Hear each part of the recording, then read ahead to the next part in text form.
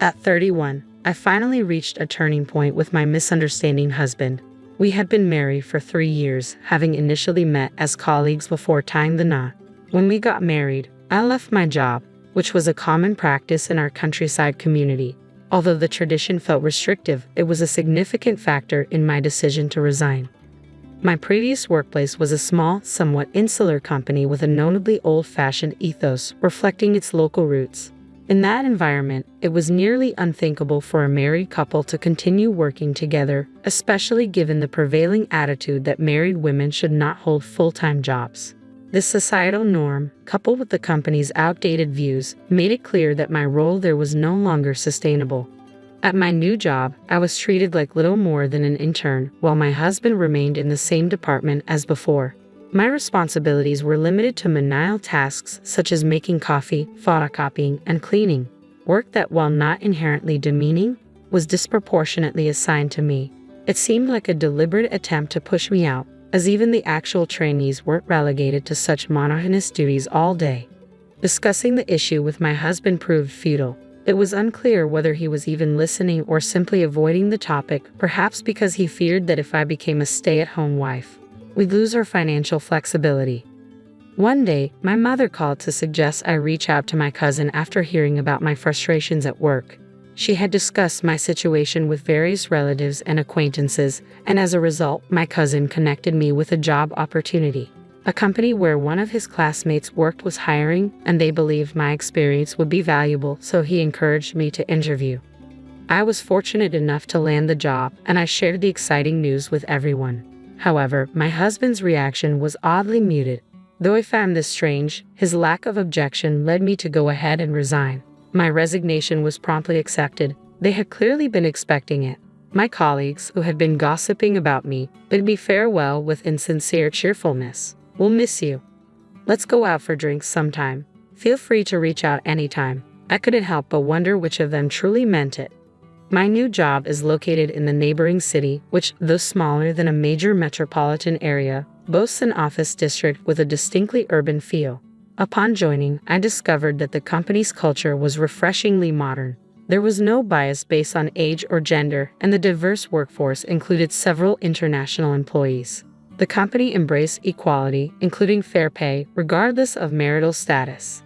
My salary has significantly increased compared to my previous job, to the point where I now earn nearly $10,000 more per year than my husband. This is likely due to the absence of gender discrimination. Both men and women receive equal pay for the same work. I haven't shared this with my husband yet, as I suspect he might have difficulty accepting it given his personality and the norms at my former workplace. My dissatisfaction with the workplace vanished, and I found myself genuinely fulfilled in my new role. However, not everything is perfect. My husband contributes nothing to housework, leaving me to handle everything on my own. Balancing full-time work with managing household chores for 2 people is incredibly draining. I leave for work earlier than he does and come home quite late, yet he never takes on any household responsibilities.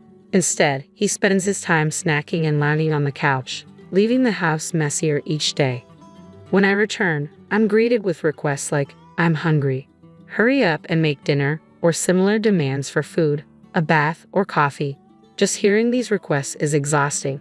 Although I chose to work, and I suppose this situation is partly my responsibility, I now realize I might have been influenced by outdated notions and expectations at the time. Since we got married, my husband has repeatedly insisted on his own correctness while highlighting my shortcomings. He would say things like, "Work is tough because you lack the ability. If you want to manage both work and home, you need to try harder. If housework isn't going well, it's because you're inefficient. Get used to it and improve quickly. And since he chose to work, don't slack off on housework." These criticisms were a constant refrain. In rural areas, it's more common for men not to participate in housework compared to urban settings. Most of the married women I knew handled all household chores themselves, with some even managing childcare, caregiving, and farming. This environment led my husband to make me feel that it was natural for me to take on all the domestic responsibilities. Both my mother and mother-in-law were stay-at-home moms, and many women of my generation were either housewives or worked part-time. Despite being a full-time employee, I may have grown numb to the situation, simply accepting my husband's expectations and continuing with the housework as he dictated. Although my husband never explicitly told me to quit my job, I was determined to keep working even if he had. I convinced myself that since I was committed to my career, I couldn't neglect the housework. This routine persisted for a while. Even after I switched jobs, my husband remained in a bad mood when I came home after working late. I would apologize, prepared his dinner, and then rushed through the housework, often barely having time to eat my own meal. One day, however, something changed. My husband found my wage statement, which I had carelessly left in a drawer. He stared at it in silence, and despite my attempts to downplay it by saying things like, "It's just because of overtime this time," or "Maybe you'll earn more than me soon," my words had no effect. After that incident, my husband ignored me for days. He refused to speak or even look at me when I tried to communicate. Even if I stumbled or made a noise, he would completely ignore it. Eventually, I stopped attempting to engage with him, and just as I adjusted to this silent routine, he abruptly broke his silence. One evening, as I entered the living room after coming home, he shouted, "I'm home. What time do you think it is?" At my current job, there's a core time everyone is expected to be present, but the exact hours for arriving and leaving aren't strictly enforced, leading to varying departure times. Despite my efforts to start early and explaining my situation to my boss, I sometimes got home after 9 p.m. I would prepare ready-made or frozen meals that only needed reheating, yet my husband insisted on waiting for me to serve him. "You shouldn't slack off on housework. The only reason you can keep working is because I allow it," he would yell at me while I hurriedly prepared dinner. His intimidation was palpable throughout the entire exchange. "You're just going to skip cleaning and laundry and go to bed, making excuses that it's too late. You're coming home late on purpose to slack off." Even when I got home late, I diligently took care of the quieter housework tasks. Despite my efforts, the results were far from perfect, and I often felt I deserved the scolding I received. I blamed myself, accepting the criticism as warranted. "Monica, are you listening? Don't get too full of yourself just because you're working," he would say. "I'm sorry. I didn't mean it that way. I'm grateful for the opportunity to work. I'll try not to take it for granted." I genuinely believed this at the time. Perhaps I was led to believe it. To manage my workload, I took on extra weekend shifts to cut down on weekday overtime. I vacuumed and did laundry daily, trying my hardest to keep up with the household chores. A few months later, I had an epiphany. Why am I struggling so much on my own? The realization came after seeing a colleague's lunchbox. Her husband was responsible for cooking at their house and even prepared her lunch. I was taken aback, but my other colleagues seemed unfazed. They expressed envy but also remarked how normal it was to share household responsibilities when both partners worked. I couldn't bring myself to share my situation, as none of them appeared to be handling all the housework alone. When I casually asked relatives and friends about their household arrangements, I was astonished to find that none of their husbands did as little as mine. This realization led me to stop handling his share of the housework. I no longer cleaned his room or did his laundry, and I only prepared and heated food for myself. His yelling didn't bother me. I felt a healthy adult should be able to take care of themselves. I left for work much earlier than he did and returned home quite late. Why should I be burdened with household chores long after he had gone to bed? It wasn't fair for me to do all the housework. Even if he ranted about housework being a woman's job or a wife's duty, I ignored him and focused on eating. "So now you think you're something special just because you're earning a bit more money?" he exclaimed before storming out of the house. As I watched him leave, my heart felt cold. His focus on money and the insults he hurled at me made me realize that all my care and effort had been in vain. I couldn't endure it any longer. The next day, he stopped coming home. I assumed he would reach out if there was an issue, so I left the situation alone, only to find out he had moved back in with his parents. Whenever he returned to collect his things, we would have brief and tense discussions. Each time, he resorted to abuse and even shoved me a few times. It was supposed to be a final chance for us, but it felt futile. I was willing to consider rebuilding our relationship if he showed any willingness to compromise, but his actions made it clear that was impossible. Having made my decision, I began the process of filing for divorce. First, I casually brought it up with my mother during one of our regular conversations. She was very supportive, telling me that I had been patient enough and that the decision was long overdue. Next, I reached out to my mother-in-law on a weekend when my husband wasn't around. Although we didn't see each other often, she had always been kind and caring. She was initially surprised by my decision to consider divorce but assured me she would support me. After these discussions, I visited a lawyer to start the formal process. I presented evidence of my husband's behavior, including a timeline of events, my personal diary, photos of bruises from when he had shoved me, and recordings of his verbal abuse. The lawyer noted that while it was a borderline case for domestic violence liability, the evidence was substantial and worth pursuing. I decided to forgo dividing our assets in exchange for not asking for alimony. I rented a room near my workplace and began packing my things. On moving day, I confronted my husband to settle our affairs. He had been buying meals from the supermarket and coming home daily as he didn't want to inconvenience his parents. When I told him we needed to talk, he gave me the usual silent treatment. I wasn't deterred and said what I needed to. "We're getting a divorce. I'm moving out now. Please contact my lawyer." I left my lawyer's business card on the table, but he didn't even glance at it. He seemed to believe that by ignoring me, I would eventually beg for forgiveness. I left the house for good. Strangely, my husband continued to contact me afterward with messages unrelated to the divorce, such as asking to have a meal together or suggesting we go for a drive while shopping. When I ignored his messages, he sent even more desperate emails, accusing me of being stubborn and insisting he would forgive me if I came back and apologized. At the lawyer's office, he exuded overconfidence, expecting me to be the one in trouble and to break down in tears. With a smirk, he signed the divorce papers, treating the whole situation as if it were a mere formality. I quickly gathered the papers, anxious that he might change his mind and tear them up, and submitted them to the courthouse that same day. Later, my lawyer informed me that my husband hadn't believed I would actually follow through with the divorce. Once he realized I was serious, he started demanding alimony and a division of assets, but communication ceased shortly afterward. I suspect my mother-in-law might have intervened and scolded him to stop. Even after the divorce, I continued receiving bizarre emails from my ex-husband, which I chose to ignore.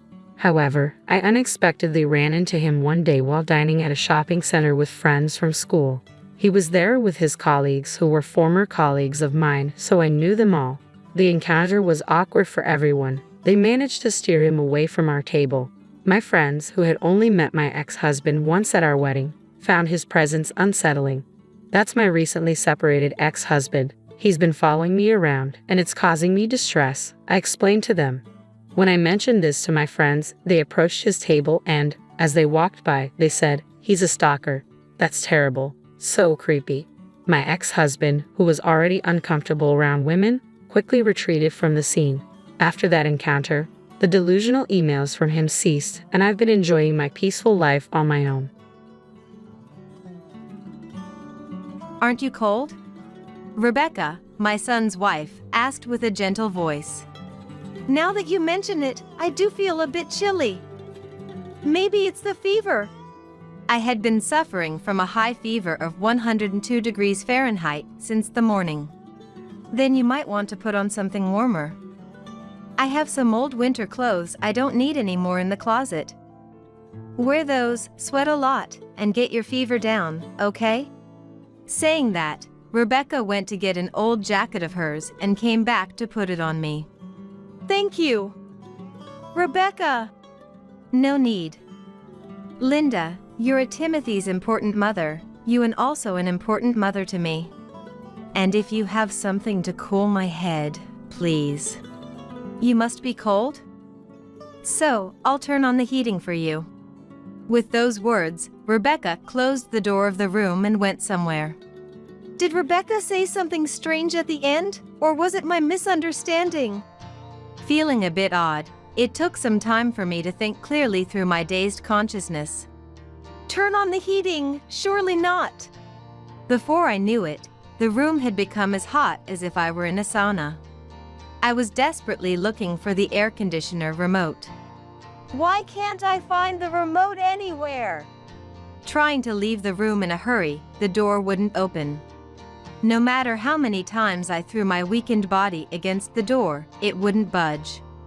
"Rebecca, open this door. This prank has gone too far. This is way over the line. Do you understand what I'm saying? Hey, are you listening?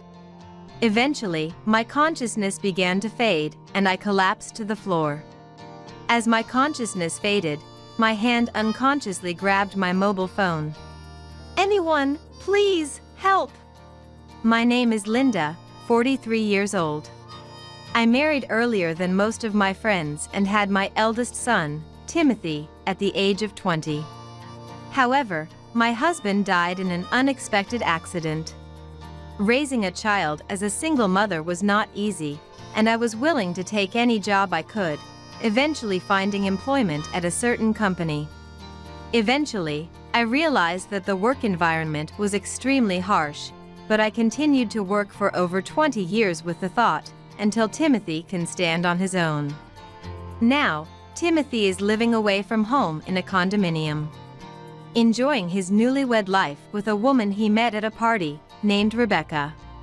Feeling relieved by my son's independence and perhaps because the long-standing tension had finally snapped, I ended up breaking down physically and had no choice but to quit the company I had served for over 20 years. You've always worked hard for my sake, Mom. Maybe it's time you started living for yourself? Timothy said this, but having worked for the sake of my family for so many years, the idea of living for myself was somewhat foreign to me. After much thought, the answer I came to was, maybe I should try working a bit more?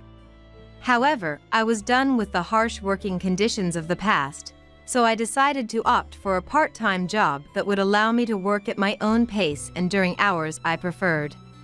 I thought it would be fine as long as I found a new goal while working part-time, without any rush. Then, until your life stabilizes, you can stay at my condo for a while. There's a spare bedroom that's vacant, intended for friends who come to stay over. Your condo, wouldn't I be a bother? A bother? No way. I am what I am today because of you, Mom. If I can repay you, I wouldn't consider it a bother at all. I felt resistant to moving into my newlywed son and his wife's condominium. Wouldn't Rebecca mind? I think it'll be fine. She's a good person, so I'm sure she'll get along with you, Mom. Then I'll take you up on that offer. I'll find a stable job and move out as soon as I can. No rush, Mom. Go at your own pace. It worries me more as your son if you rush and get sick again. Thus began my life living with my son and his wife. Rebecca, my son's wife, greeted me with a warm smile. I've cleaned up your room, washed the bed sheets, too. You can put your luggage in the bedroom and relax, maybe watch some TV for now. Thank you. But being treated so kindly makes me feel even more guilty about imposing. I'm still far from a perfect wife and have so much to learn. If it's okay with you, Linda, please teach me. Sure. Looking forward to it, Rebecca. Watching our exchange, Timothy smiled. See? Just like I said, right? I felt a surge of excitement, sensing that Rebecca and I would get along just fine. However, about a month later, as I tried to leave my bedroom, the door wouldn't open properly, as if something was blocking it. Wondering if it was a problem with the door fitting or perhaps the wood had swollen from humidity, I pushed the door open with force, only to find a mountain of laundry piled up. What on earth is this? I was at a loss for words, the sight of the laundry carelessly piled up in the hallway. Then, Rebecca's voice came from the direction of the living room. Linda, I've let the laundry pile up, so could you please do it? Rebecca said this while lounging on the sofa, munching on snack foods and watching TV. If you wanted it done, you could have just asked. Why did you have to dump it in the hallway? I thought it would be more noticeable and easier for you to see that way. I clearly felt this was a form of harassment. On another day, as Rebecca was engrossed in a video game in the living room, I kindly offered, I can teach you some of Timothy's favorite recipes. Would you like to help me cook tonight? Rebecca clicked her tongue annoyingly and said, "Don't bother me now. I'm at a good part. Ah, you made me mess up. Your mere presence is annoying." Ever since I moved into the condominium, I had never once seen Rebecca cook anything resembling a meal. When I asked why she didn't cook, Rebecca said with a straight face, "Because it's a hassle." When asked how they managed their meals until now, she said, "I asked Timothy to pick up frozen food or fast food from the grocery store on his way home from work, and also snacks and drinks. I wondered if this couple always lived on such a diet. Opening the refrigerator, I found it devoid of any real food ingredients. I'm not interested in cooking. If you want to do it, then go ahead." But every time I tried to involve Rebecca in cooking, "Stop nagging. I'm letting you stay here for free, so don't complain. I thought you were going to do the housekeeping, that's why I let you stay. If you're going to keep bothering me and Timothy, why don't you just leave?" It seemed she felt I was intruding on her newlywed life with Timothy. Having been told that, I couldn't argue, as it was an undeniable fact. "You're right. I'm sorry, Rebecca. I never intended to be a burden or get in your way. Please understand that." Although Rebecca spoke to me arrogantly when we were alone, as soon as Timothy returned home from work. "Listen, Linda is going to teach me how to cook Timothy's favorite dishes. I'll try making them sometime, so look forward to it." She smiled at me with a forced cheerfulness, and I smiled back silently. "You two really get along well. It looks like the typical MIL and DIL conflict doesn't apply here." Timothy laughed heartily, oblivious to the reality. "And look at the laundry and how much cleaner the room is. I did all that. Linda made it easy to understand. Wow, you are like a model housewife." In reality, I had done everything myself, while Rebecca had merely lounged on the sofa. Despite my position as a dependent, I couldn't bring myself to reveal Rebecca's true nature to Timothy. One day, this life continued for a while. From the moment I woke up that morning, I felt a pain in my head. Normally, my body would start moving at a certain time, but on this day, it seemed like it was refusing to move. There was this peculiar sensation as if my body was softly floating in the air, and just by taking a single step out of bed, I felt incredibly exhausted.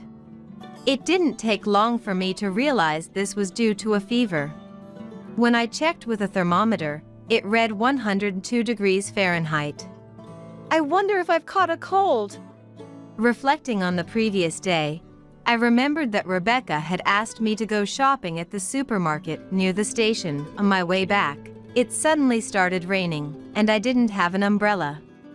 I didn't think Rebecca would bring one to me if I asked, so I waited for the rain to stop. Then, I received a message from Rebecca. "Come back now." Taking a taxi wasn't an option due to financial constraints, and since the condo wasn't too far from the station, I foolishly thought I could just run back. Upon arriving and asking Rebecca what was the matter, "I ordered takeout, and the delivery person should be arriving soon. I really prefer not to deal with people, so Linda, could you pay for it instead?" I had been made to run in the rain just for that. It was clear to me what had caused my cold. Somehow managing to get up and make my way to the living room with heavy steps, Rebecca was sprawled in her usual spot on the sofa. "Linda, the laundry has piled up, so could you take care of it?" I leaned against the wall. "Rebecca, I'm sorry, but could you take care of your own things today?" "Linda, what's wrong with you? Your face is all red." "It seems I've caught a cold. I'll be resting in my room for today." "That's going to be a problem. An auntie just lying around sick is nothing but a nuisance to us."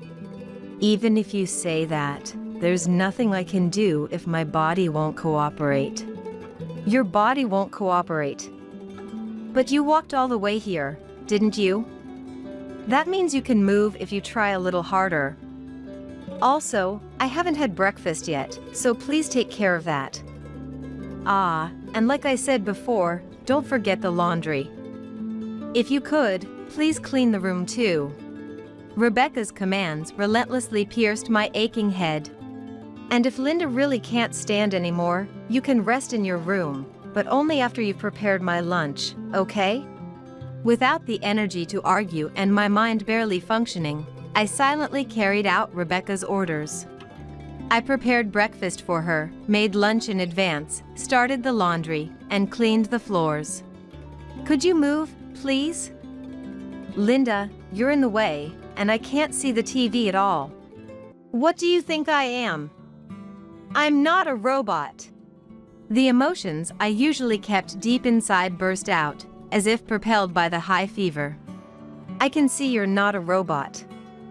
After all, a cleaning robot wouldn't be in the way, wouldn't complain, and would be much more useful than you. I was about to retort, but before I could, all strength left my body, and I collapsed to the floor. Yet, Rebecca remained motionless, not moving an inch from the sofa, continuing to watch TV.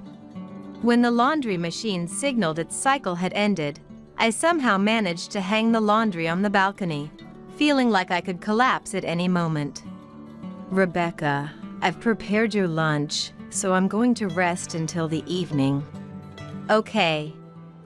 Make sure you go quickly once you're done. I don't want to catch a cold from you. I had no energy left to respond to her words. As I was drifting off to sleep after crawling into bed, Linda, are you okay? Rebecca entered the bedroom. I had already made lunch for her. What more could she possibly want? Aren't you cold? For once, she seemed to be showing concern for me. Now that you mention it, I do feel a bit chilly. Maybe it's because of the fever. In my weakened state, I mistook her malicious intent for genuine kindness. Then you might want to dress more warmly. Oh, right. I have some old winter clothes I don't need anymore in the closet. Wear those, sweat a lot, and lower your fever, okay? Saying that, Rebecca brought an old jacket of hers and put it on me. Thank you. You're surprisingly thoughtful. Not at all. Timothy's important mother is also important to me. And if you have something to cool my head, please. Whether Rebecca responded to my last request or not. You must be cold, Linda? So, I'll turn on the heating for you. With those words, Rebecca closed the bedroom door and left. Did Rebecca say something strange at the end, or was it just a slip of the tongue? Despite my unease, it took a while for my foggy consciousness to reach a logical conclusion. Turning on the heating, surely not. Before I knew it, sweat was pouring out of every pore. But the real problem was that the room had become as hot as if I were in a sauna. This prank has gone way too far. If I had realized any later, I might have been in real danger. While venting my anger, I desperately searched for something. Why can't I find the remote anywhere? It seemed that Rebecca had not only set the air conditioner to heating mode, but had also taken the remote out of the room. I tried to leave the room, but for some reason, the door wouldn't open. What's going on? What do you find enjoyable about doing this? No matter how many times I threw my weakened body against the door, it wouldn't budge. Rebecca! Open this door! This is too much! Eventually, my consciousness began to fade, and I collapsed to the floor. As my consciousness faded, my hand unconsciously grabbed my mobile phone. Anyone, please, help! I wasn't aware of where my fingers had slid, but soon I heard a ringtone from the other side, followed by a man's voice. Linda? What's going on? It's not like you to call me. Hello? Linda? Are you there? Whose voice is that? It's me, Andrew. We were in the same class in high school. Andrew? Andrew, help me. It sounds like you're in serious trouble. Where are you? Tell me your location. Somehow, amidst my barely functioning brain, I managed to convey my current address and apartment number. What's happened? Linda! Linda! Andrew's yelling voice gradually faded away. The next time I regained consciousness. What the hell is this? It's in the way. The sound of a large object being kicked and knocked over echoed on the flooring, and then Andrew burst through the door. Andrew! Linda! It's like a sauna in here. How did this happen? You're severely dehydrated, but don't worry, I'll take care of you now. Then he called out towards the entrance. Hey, could I get some help here, please? The manager rushed into the room, and upon seeing my weakened state and the condition of the bedroom. How could this happen? He stood there in shock, as if seeing something unbelievable. Manager, don't just stand there in a daze, bring some water. Ah. Yes. Just then, an oblivious Rebecca returned home and showed her face. Eh? Who are you? And why is the manager here too? I don't have time to explain to you. What do you think you're doing, barging into someone's apartment like this? I'm calling the police. Go ahead and call if you want. Before that, I'm taking her to the hospital. I'm her high school classmate. I rushed over here after she called me, and this is what I found. What did you do to her? I didn't do anything strange. I just thought she said she was feeling cold. Rebecca kept repeating her excuses, her face pale, but Andrew, rejecting all her words, said, "Move, you're in the way." Several days after the incident, having fully recovered, I decided to meet Andrew in the hospital's cafe to express my gratitude for his help. I don't remember much due to my delirious state at the time, but according to the doctors and nurses who treated me, Andrew was wearing an expensive suit. Although I don't know what kind of job he has, considering his earnest and justice-filled personality and appearance, there's no doubt he's competent in his work. Hey, Linda. Glad to see you're looking much better. Today, he was dressed in casual clothes, likely because it was his day off, but still, there was a sense of luxury about him. Thank you for the other day. I was saved because you rushed over. If you hadn't come at that time, I can't imagine what might have happened to me. Andrew, perhaps not wanting to worry me, flashed a bright, white smile. But I was honestly surprised to get a call from you that day. The last time we met was at our high school graduation, right? Was it? It's been that long since we last met. Yeah. You never showed up at any reunions. That's right. I've been busy with work. Someone mentioned at the reunion that you've been a single mother all this time. It must have been tough with work. But now I'm living with my son and his wife in their condominium. I'm repaying a debt of gratitude. I see. But how did you end up in that situation in the condominium? It wasn't just an accident, was it? I hesitated about how much to divulge to an old classmate I hadn't seen in years. Yet, owing him a debt of gratitude, I decided it was best to tell him everything, holding nothing back. After listening to everything about my interactions with Rebecca, Andrew nodded slowly. Then, let me tell you everything I saw that day. With that, he began to recount in detail how he ended up at the scene that day and what he witnessed.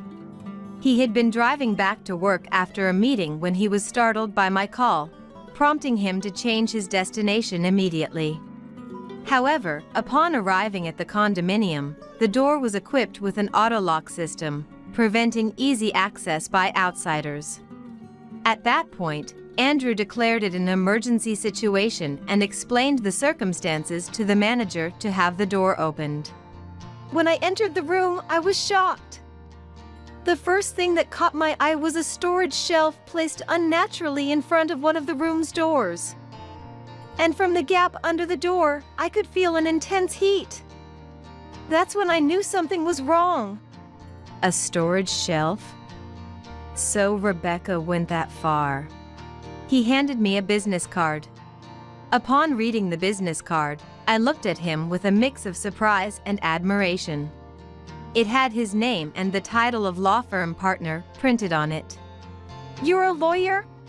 Andrew smiled a bit sheepishly and said, "I've been a lawyer for over a decade, but getting such a surprised reaction from you makes me feel like I'm back to square one, getting all nervous." After revealing his profession, he inquired if Rebecca had made any other unpleasant demands of me. I shared that from the beginning of my stay as a dependent, Rebecca had treated me almost like a servant, a situation I had resigned myself to as unavoidable. Then he looked at me seriously. "I heard from your son, Timothy. The reason Linda started living with them in the condominium was that Timothy wanted to repay his mother for everything she had done. That might be true for him, but I had quit my job and was living part-time without any income, so staying there was really the only option for me. Still, you quit your job because the harsh working conditions were too much for your health, right? You worked hard, even to the detriment of your health, for Timothy's sake." He understands that. Timothy said that? When Linda was hospitalized for dehydration without consciousness, Timothy shared a lot with me. He really wanted to repay his mother more adequately but felt guilty that he hadn't done enough. He has nothing to feel guilty about. You have every right to refuse Rebecca's unreasonable demands. After all, the reason for living in that condominium was Timothy's desire to repay his mother, Linda. Yet, Rebecca, his wife, not only failed to honor that intent but repeatedly treated you terribly. We have a strong case if it comes to court. As a lawyer, I want to protect you." Andrew's words ignited a dormant fighting spirit within me. "Thank you, I'll tell you everything I know." Thus, the heating incident was brought to court. As the defendant, Rebecca appeared in court with a sour expression. "It wasn't me who turned on the heating, it was Linda herself. Probably she doesn't remember because she was delirious from the fever. It was undoubtedly you, Rebecca, who turned on the heating. The air conditioner in the guest room was practically new, having never been used before. Yet, curiously, your fingerprints were all over the remote. That's because I put the batteries in it after it was decided Linda would use that bedroom." "That's strange. No fingerprints were found on the batteries. You used that remote to set the temperature to an unnaturally high level and then placed a storage shelf in front of the door to prevent it from being opened from the inside." "Prevented it from being opened? Where's the evidence for that?" "It's not just me. The manager was there as a witness, too." When Andrew said that, Rebecca glared at the property manager in the audience and clicked her tongue. "Just a few minutes after the heating was activated, you were recorded leaving the condominium by the security cameras. You knowingly left knowing the plaintiff could be in danger." Rebecca's abnormal actions were revealed one by one, causing an uproar in the courtroom. Despite Rebecca's repeated attempts to counter-argue, her responses were off the mark, eventually leading even her own lawyer to despair. "Just as promised, we won the trial, Linda." "Thank you, Andrew. Not only did you save my life, but you also fought for me in court. I can't thank you enough for everything." The court ordered the defendant to pay a substantial amount in damages for the treatment costs and the mental anguish caused to the plaintiff. "But why? Why did you go to such lengths for me?" Andrew smiled shyly, like a boy, and confessed, I've had a crush on you since high school. What? I had no idea. I thought you were just into your books and not interested in romance. I laughed out loud, but Andrew, with a serious gaze. Those feelings haven't changed. I was actually happy when you called me for help that day. It meant you were relying on me.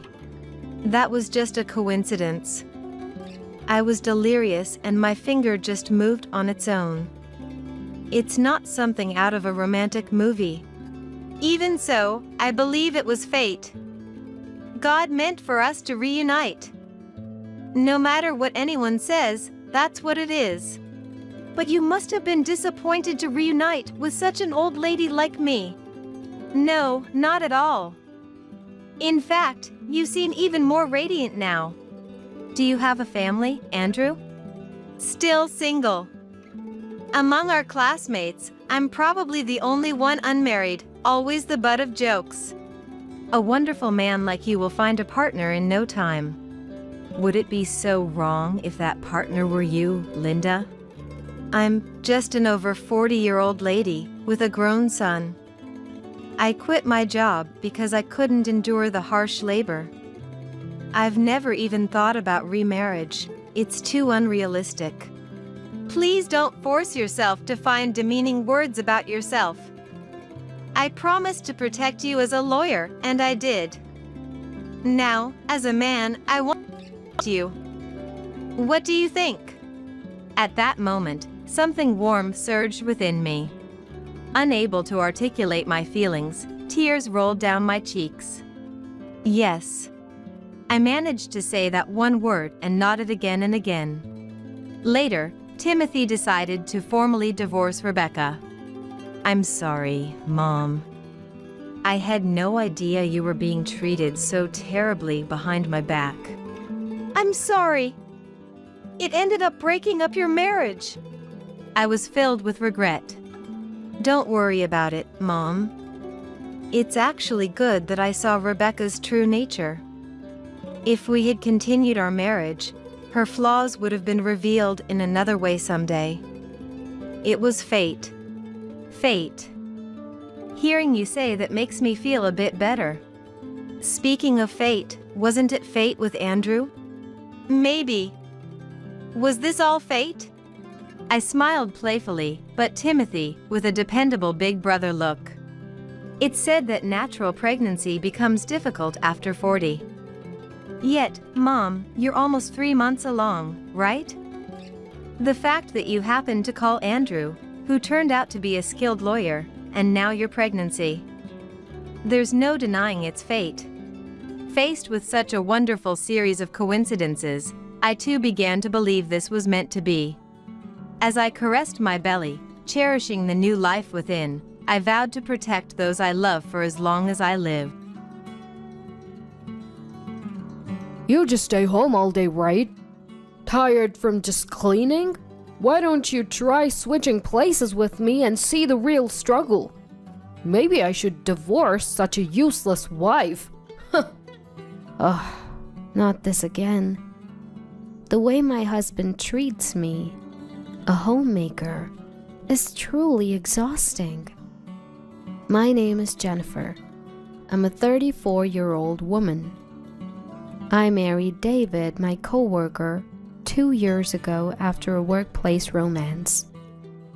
Back then, I planned to continue working after marriage. But David said, I'll work hard outside. You take care of the home. That's my ideal. Men work outside, women protect the home. I naively agreed. I quit my job to become a full-time homemaker, influenced by David's perspective. I used to be easily swayed by others' opinions. Above all, I deeply loved David. So, I followed whatever he said without questioning. I guess I was blinded by love. If only I had stood my ground and not quit my job. Maybe things wouldn't have turned out this way. That's what I still believe. People think homemakers just laze around at home all day. But in reality, it's not like that. Cleaning, laundry, neighborhood meetings, they all consume more time than one might think. Doing all these tasks daily by myself is honestly tough. Employees get weekends off, but homemakers don't. So, on Sundays when David's home, I'd ask, "Hey, I'm a bit busy. Could you help clean the bathroom?" But he'd instantly get grumpy. Seriously? I work every day to provide, and now you want me to work at home too? Who do you think provides the meals? If I dared to say, "I appreciate your hard work during the week, but we're a team, right? Can't you help out a bit on your days off?" David would snap back. Stop bossing me around. You think you can survive on your own, just being a homemaker? Want a divorce? David immediately snapped. Who do you think you are?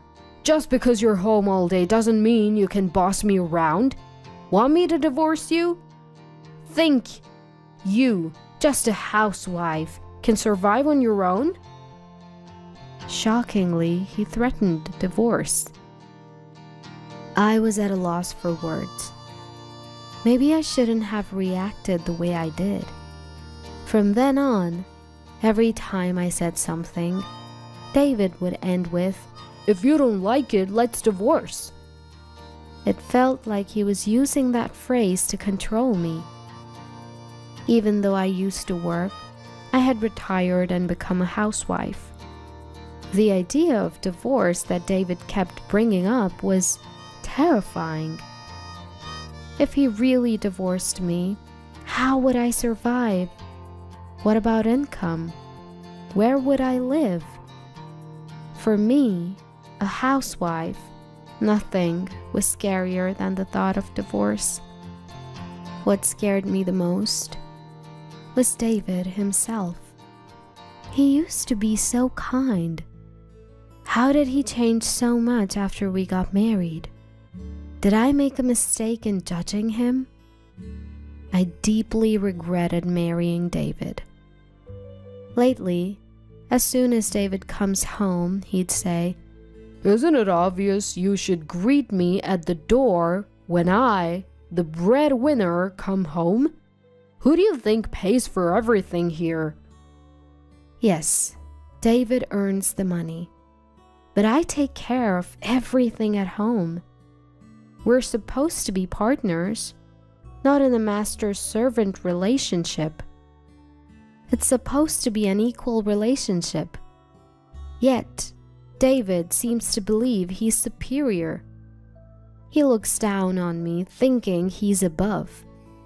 At first, I thought maybe he was venting work frustrations on me, so I kept quiet. But over time, David began to act like he was always right. And every day was like this. After his lecture, David carelessly throws his suit all over the place and changes into casual clothes. I pick them up and toss them into the washing machine. This is a daily routine. Even after eating the dinner I prepared, he complains. "Is this all you can cook? I work hard for you. And this is the meal I come home to? Where's your gratitude?" I've grown tired of dealing with David's constant complaints. Despite David not earning a high salary, I manage our finances, saving for our future children, leaving little room for extra expenses. Still, I always try to prepare healthy meals, using nutritious ingredients and cutting down on salt. Yet, he still finds reasons to complain. I felt like everything I did was being negated, and my self-confidence dwindled day by day. On top of that, he demands $500 a month for his personal expenses. If I gave him that much, our finances would be in the red. At first, I used some of my savings to cover the expenses, but that wasn't sustainable. So, I tapped into my connections and started a remote job that I could do from home. Of course, I didn't tell David. You see, a while back I had mentioned, "Hey, things are a bit tight with our finances. I was thinking of getting a part-time job. Is that okay?" To which he snapped. What? Are you saying I don't earn enough? You probably just want extra cash to splurge, right? You should just stick to taking care of the house. Knowing David, I was sure that if I earned, he'd just take more for his personal expenses. So, I decided to work remotely without telling David. The money I earned went towards our living expenses and savings for the future. A former colleague introduced me to his remote job. I would log into the company system and handle administrative tasks, mainly settling travel expenses claimed by employees. Having experience from my previous job, the work wasn't challenging. More than that, being home all day, this remote job gave me a sense of purpose. It felt rewarding. Then, one day, after juggling remote work and household chores, I was exhausted. I decided to take a short break and lay down on the sofa. That was a mistake. I unintentionally fell asleep and was awakened by David in the evening. It was already night. Of course, dinner wasn't ready, and neither was the bathroom. David, seeing this, sighed and said, What were you doing all day? Lounging around? Neglecting the house? I come home and you're just napping on the sofa. Seriously, homemakers are just leeches. Usually I wouldn't react to David's words, but that day I was tired, so I snapped back. What's your problem? I just happened to fall asleep today. Stop making it sound like I do nothing all day. David, not expecting a retort, turned red with anger. You're defying me? I'm the head of this household. How dare you speak to me in that tone? If you're going to be defiant, leave this house. Well, maybe I will. I've been waiting to take some time for myself anyway.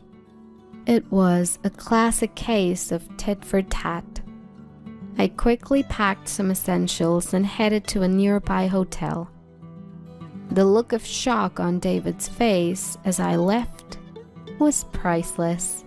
He'd probably never imagined I'd actually leave. In the past, I would have just been bewildered if David told me to leave. But now, things were different. After all, I had my remote job as a source of income. Being confined to the house and only doing household chores, this job became my only connection to the outside world. The feeling of being appreciated and thanked directly for my work. Seeing my efforts being rewarded with a paycheck. Having never received gratitude from David for all the housework, this job had become a significant part of my life. Thanks to my remote job, I gained confidence and strength. Maybe some time apart would be good for both of us. With that thought, I lived in the hotel for about a week. During that time, I continued my remote work from the hotel and even uncovered some fraudulent activities by an employee. Then, One day, my phone rang. It was David. I was thinking it might be time for me to return home. So I hoped this call would be the perfect opportunity. When I answered, David said, Hey, isn't it about time you came back? You've had some time to reflect, right? Who does he think needs to reflect here? Even as I was at loss for words, David continued. You must be missing me, right? Life must be tough without me. If you apologize, I'll let you come back home. Such arrogance from him. Who does he think he is? So I decided to play it humble and said, I'm really sorry. It was my fault. I miss you every day. Please let me come back home. To my surprise, he responded with such relief. I knew it. You can't handle life without me. Fine, come back home. He couldn't even see through my act. I was taken aback, but decided to return home with an innocent face. When I got back, the house was a complete mess. Clothes were scattered all over the floor, with no place to step. Trash overflowed from the bin, giving off a foul smell. Dirty dishes piled up in the sink. In just a week, he managed to turn the place upside down. I was almost impressed. I thought maybe he'd have cooled off in my absence. Maybe he'd have taken care of the house. All my maybes were shattered. He probably called me back because he couldn't handle the mess anymore. Not because he missed me or felt sorry. Realizing this, I was disappointed in David. I couldn't believe it had come to this. I was once again disappointed by David's carelessness. But in a way, I was grateful, because it gave me the push I needed to do what I had planned for David without any hesitation. For about a month, I acted as if nothing was wrong at home. I cleaned up the mess David made and followed his every command, even when he complained. Then, the day of reckoning came. I executed the plan I had prepared and waited for David to come home. I didn't prepare dinner or even the bathroom. When David came home, he was angry that I hadn't greeted him at the door or prepared dinner. I simply apologized. I'm sorry, I was so busy today and couldn't get to it. Feeling empowered by my submissive attitude, David lashed out even more than usual, and then he said those words. You're just a parasite, you know. You can't earn money and can't even manage the house properly. I wonder what would happen to a woman like you if we divorced. Maybe I should just file for divorce, huh? I had been waiting for him to say that. The word divorce that David flaunted like a badge of honor. With a smile, I replied, You don't need to file. I've already prepared the divorce papers. David looked confused, so I showed him the actual divorce papers, already signed by me. All you need to do is sign. David started to panic. Of course, he never expected me to agree to a divorce. What? No. You'd be the one in trouble if we divorced, right? Don't worry. I'll be just fine. Haven't you noticed? Look around the house. Don't you see? David looked around frantically. Where's the TV? The fridge is gone too. What's going on? Oh, did you forget? I brought the TV and the fridge when we moved in. So, It's only natural that I take them with me when we divorce. I had everything I bought removed by professionals. Wait, you can't divorce me.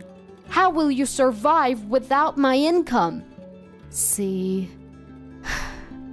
I sighed. Don't you get it?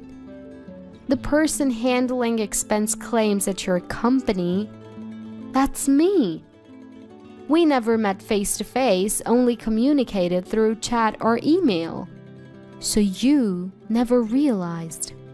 Yes, I was working remotely for my former workplace, which is David's company.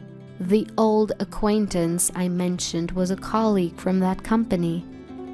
I had been hired part-time on the condition of remote work. I used my maiden name as my family name and kept my first name. At first, I thought David might find out. But that was needless worry. For me, David had long forgotten my maiden name. I'll tell you one last thing. Your expense claims were clearly off compared to others. So I looked into it. I've already reported the results to our boss. The employee misconduct I discovered while at the hotel was none other than David. While handling David's expense reports, I found several suspicious claims. Claims for travel expenses, for supposed business trips and hotel stays. But as his wife, I knew David was home on those days. David was trying to embezzle money by claiming fake business trips. He probably thought he'd gotten away with it. But as his wife, it was clear to me he hadn't actually gone on those trips. So I cross-referenced his past claims with his actions on those days and investigated all his fraudulent claims. At first, I wondered if I could somehow brush it under the rug, but after a week in the hotel and hearing David's words over the phone and seeing the state of our home, I made up my mind. I'd be the one to end things with this man. I've already reported it to our boss, and I've asked for appropriate action to be taken. Tomorrow, when David goes to work, he'll be called into the boss's office and questioned severely. He was misusing company money after all. It's only right. Thank you for everything. I'll be happy on my own. Goodbye. My belongings have already been shipped to my new place. All that's left is for me to leave this house. Leaving a stunned David behind, I walked out of the house with a spring in my step. Later on, David was dismissed from the company. Being dismissed makes it hard to find another job, and it seems David is still unemployed and attending a job support center. Of course, the house is reportedly a mess. David was reluctant to sign the divorce papers and kept asking me to come back, but I had no intention of doing so. I left all the procedures to my lawyer and finalized the divorce.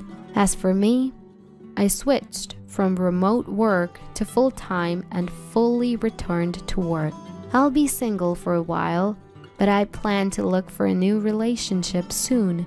Of course, my criteria for a partner is someone who's willing to share both household chores and child rearing. Here's a celebration gift, $2,000. After giving birth and returning to my husband's family home, my mother-in-law handed us an envelope with $2,000 as a baby gift. I checked the contents and then threw the envelope into the trash. Was this their payback for enduring days of being belittled by my mother-in-law and senior employees? What are you doing? Apologize to Mom, I scolded my flustered husband. Can you say the same after seeing this? My husband after checking the envelope's contents, glared at his mother with anger he had never shown before. And then he made a decision. My name is Scarlet Wood, 28 years old. I had an arranged marriage with my husband, Elijah. Elijah, 2 years older than me, is the eldest son of a Japanese sweets shop and was raised strictly as the heir, but he is a very gentle and kind person. From the moment we first met, I was drawn to his kindness. I want people around the world to know the beauty and delicate taste of Japanese sweets, so I work as a Japanese sweets artisan. Will you help make my dream come true? Elijah said this and presented me with a Japanese sweet made in my image instead of an engagement ring. As I was moved to tears, Elijah continued to speak. When we get married, Scarlet, you'll work as the young mistress of our shop. Also, we'll live with my parents in our family home. Is that okay? Living with my in-laws was a condition of the marriage. There's a lot that comes with marrying an heir, but as long as Elijah is with me, everything will be fine. Thinking this way, I accepted his proposal. We became husband and wife. As promised, after the marriage, we started living with my in-laws in the residence that also served as the Japanese sweets shop. Scarlet, you married into this family, so of course you should be prepared. Behave properly as the young mistress. Yes. The day I stepped into my husband's family home, I was already met with harsh words from my mother-in-law. The sweet married life I had dreamt of didn't exist in this world. Scarlet, how many times do I have to tell you? Learn our traditions properly. Please be more aware that you're the young mistress and act accordingly. It's so hard on our headmistress to have someone like you marry into our family. I faced daily criticism from my mother-in-law and senior female employees. My father-in-law didn't speak much, but when he was watching me, I felt tense and would sometimes make mistakes because of it. He would sigh loudly, seeing my performance. There was no place for me to feel at ease in this house. But I was determined to work hard, earn everyone's approval, and become a wife Elijah wouldn't be ashamed of. That feeling alone kept me going. During this time, I found out I was pregnant. Take care of yourself and give birth to a fine heir. Everyone, starting with my mother-in-law, began to be more considerate of my condition. At the 5-month pregnancy checkup, I learned the baby's gender and excitedly shared the news during dinner with my in-laws and Elijah. Our baby is a girl. For a moment, everyone froze. A girl? Oh, a girl. Huh. Wait, no one is offering congratulations. Elijah kept his gaze down, silently continuing to eat without making eye contact with anyone. I was taken aback by everyone's attitude. Does an heir have to be a boy? Unable to understand the Mr. Wood family's mindset, I ate my meal in frustration. The next day, everyone's attitude changed completely. Pregnancy isn't an illness. Stop being spoiled and work hard. As soon as they found out the baby was a girl, the criticism and mistreatment from my mother-in-law and senior employees returned. Why can't a girl inherit the Japanese sweets shop? I felt sorry for my unborn child, who wouldn't be welcomed into the world with smiles and blessings. I made up my mind to protect her, no matter what.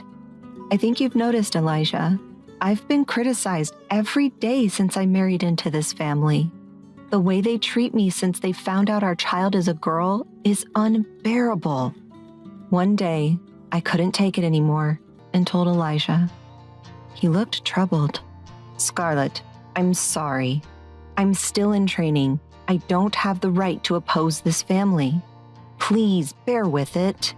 If you learn your job quickly, I'm sure my mother and others will stop criticizing you. I'm very happy whether our child is a boy or a girl. Please, take care of yourself." With that, Elijah quickly went to take a bath. Though he tried to be considerate, I was shocked by how unreliable Elijah was. But I rubbed my belly. I can't let this get me down. I'm going to be a mother. I must become strong for that reason. With that in mind, I endured the mistreatment and criticism alone, dreaming of the day my child would be born healthy. In my in-laws' home, I was mainly responsible for cooking dinner. When buying groceries, I'd pay for them first, then give the receipt to my mother-in-law, who would reimburse me. This system made it difficult to buy what I wanted since she checked the receipts meticulously. Because of this system and my mother-in-law's thorough examination of the receipts, it was hard for me to buy things I really wanted to eat. However, after becoming pregnant, I often found myself craving sour and sweet foods. Should I buy it? But I don't want my mother-in-law to make snide remarks again. I debated while shopping, but never found the courage to buy anything. One day, though, I desperately wanted something sweet. Feeling helpless, I agonized over it before finally asking Elijah, who was working in the shop. "Oh, I can't help but crave sweets because of the pregnancy. Can I have some scraps or something if there are any?" "Sure, just wait a moment." Elijah secretly wrapped up some leftover scraps from making the sweets in plastic wrap, avoiding the eyes of the employees. "Thank you." But just then, my mother-in-law appeared.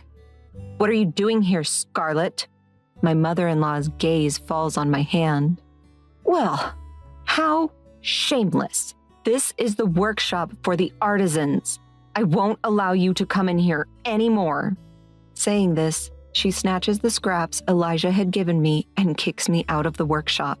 One day, as I open the fridge to prepare dinner, I find it packed with high-end ingredients like luxurious Wagyu beef that I've never seen before.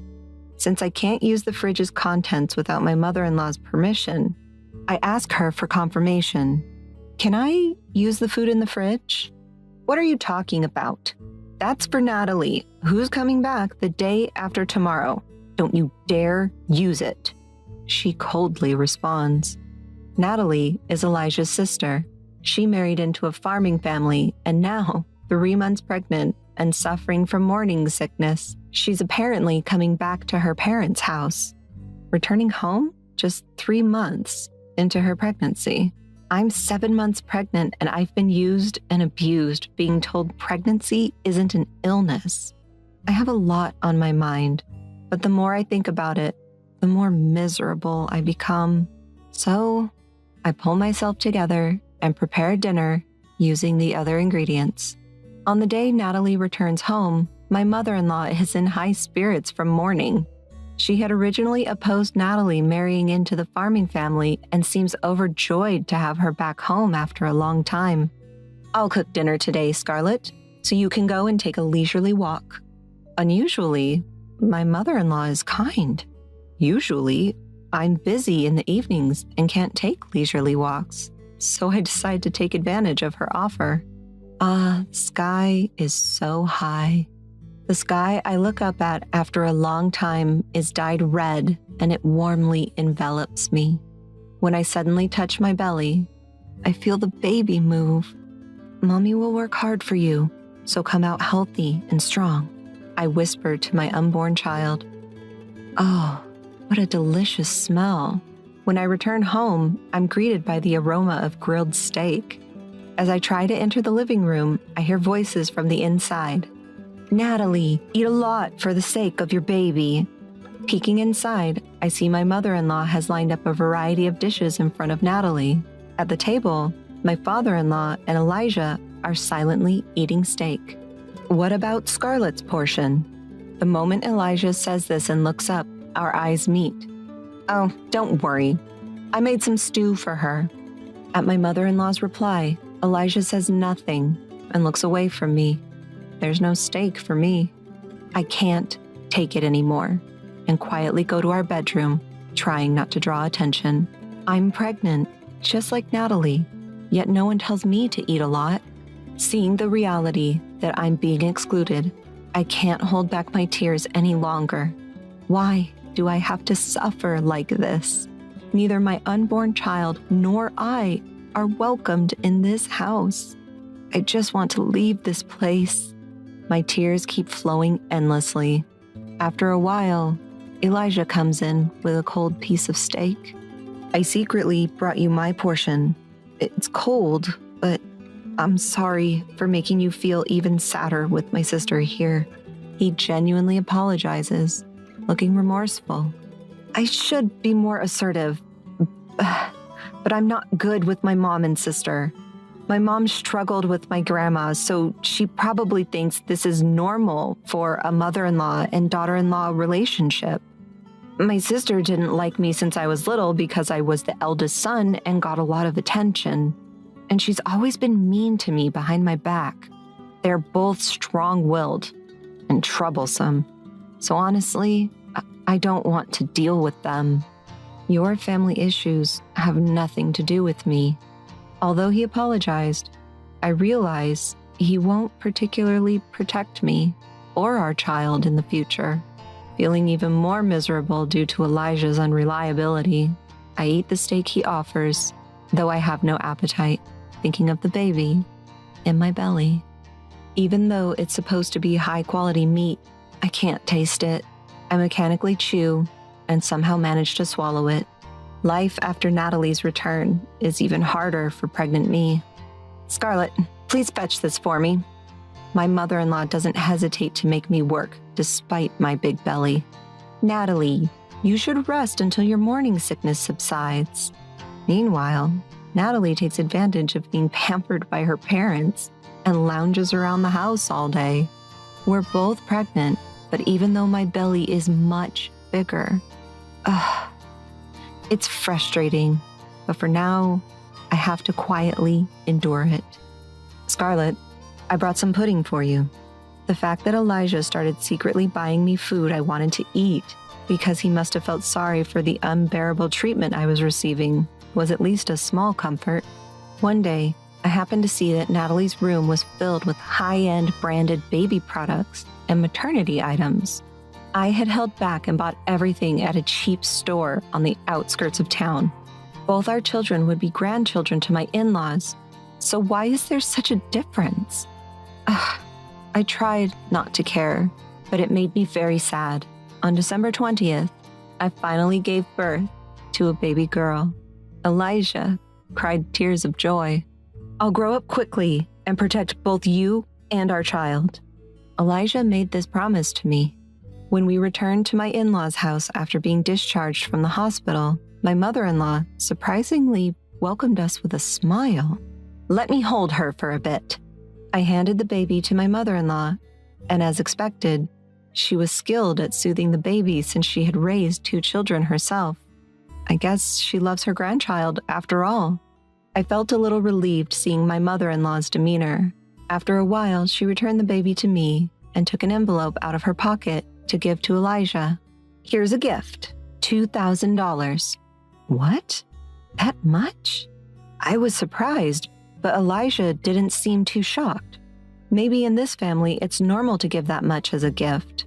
Elijah handed the envelope to me without checking the contents, so I put the baby in the crib before accepting it.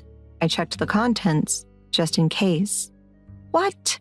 What is this? My mother-in-law looked away, smirking. Enough already. I threw the envelope into the trash. Hey, what are you doing? Apologize to my mom. Elijah panicked. Would you say the same thing if you saw this? I picked up the discarded envelope and showed Elijah the contents. Upon seeing it, Elijah furrowed his brows.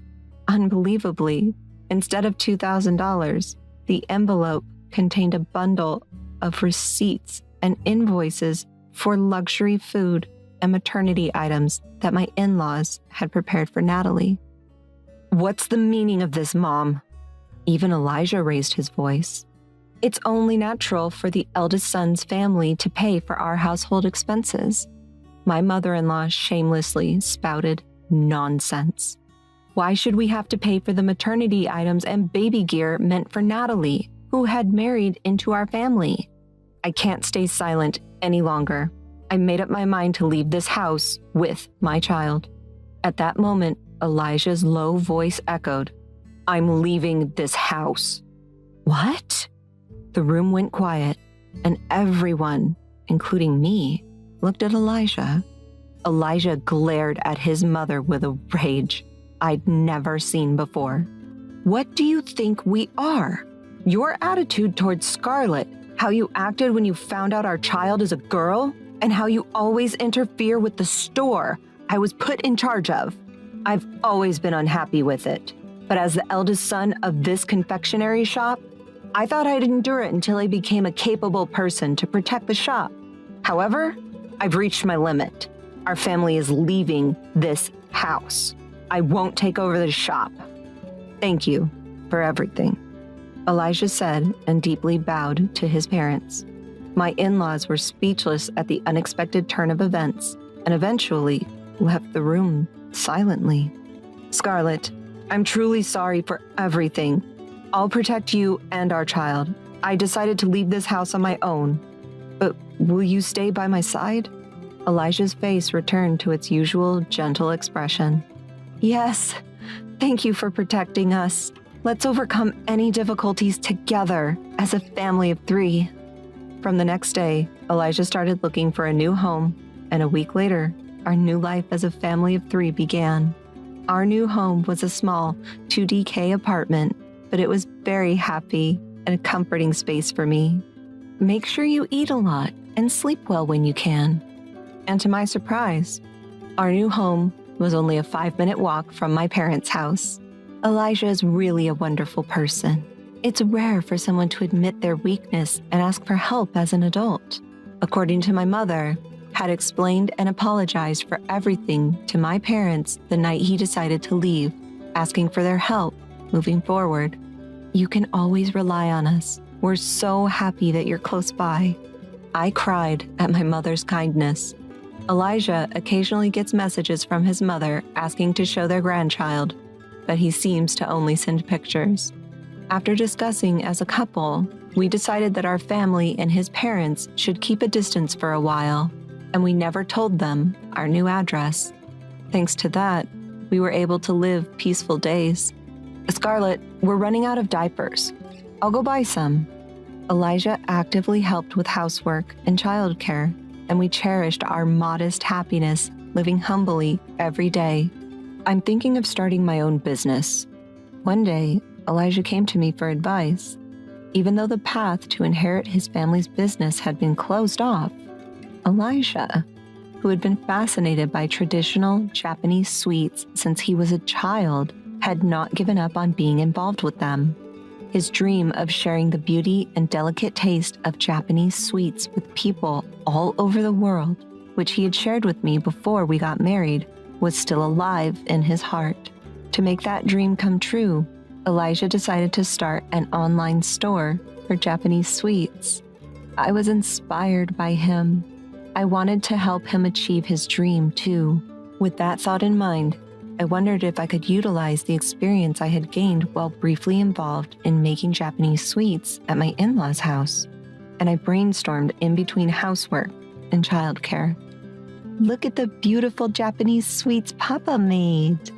One day, showed our child the Japanese sweets he had made. Although our 0-year-old child couldn't eat them yet, their eyes sparkled, and they laughed excitedly at the sight of gentle colors unique to Japanese sweets. Seeing that, I had a flash of inspiration. What about Japanese sweets that even babies can eat?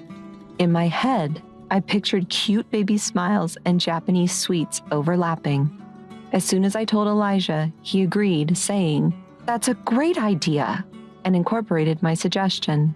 We focused on developing Japanese sweets that utilize the natural sweetness of ingredients like sweet potatoes instead of sugar, and the gentle colors of the ingredients themselves without using food coloring, all while making them suitable for babies.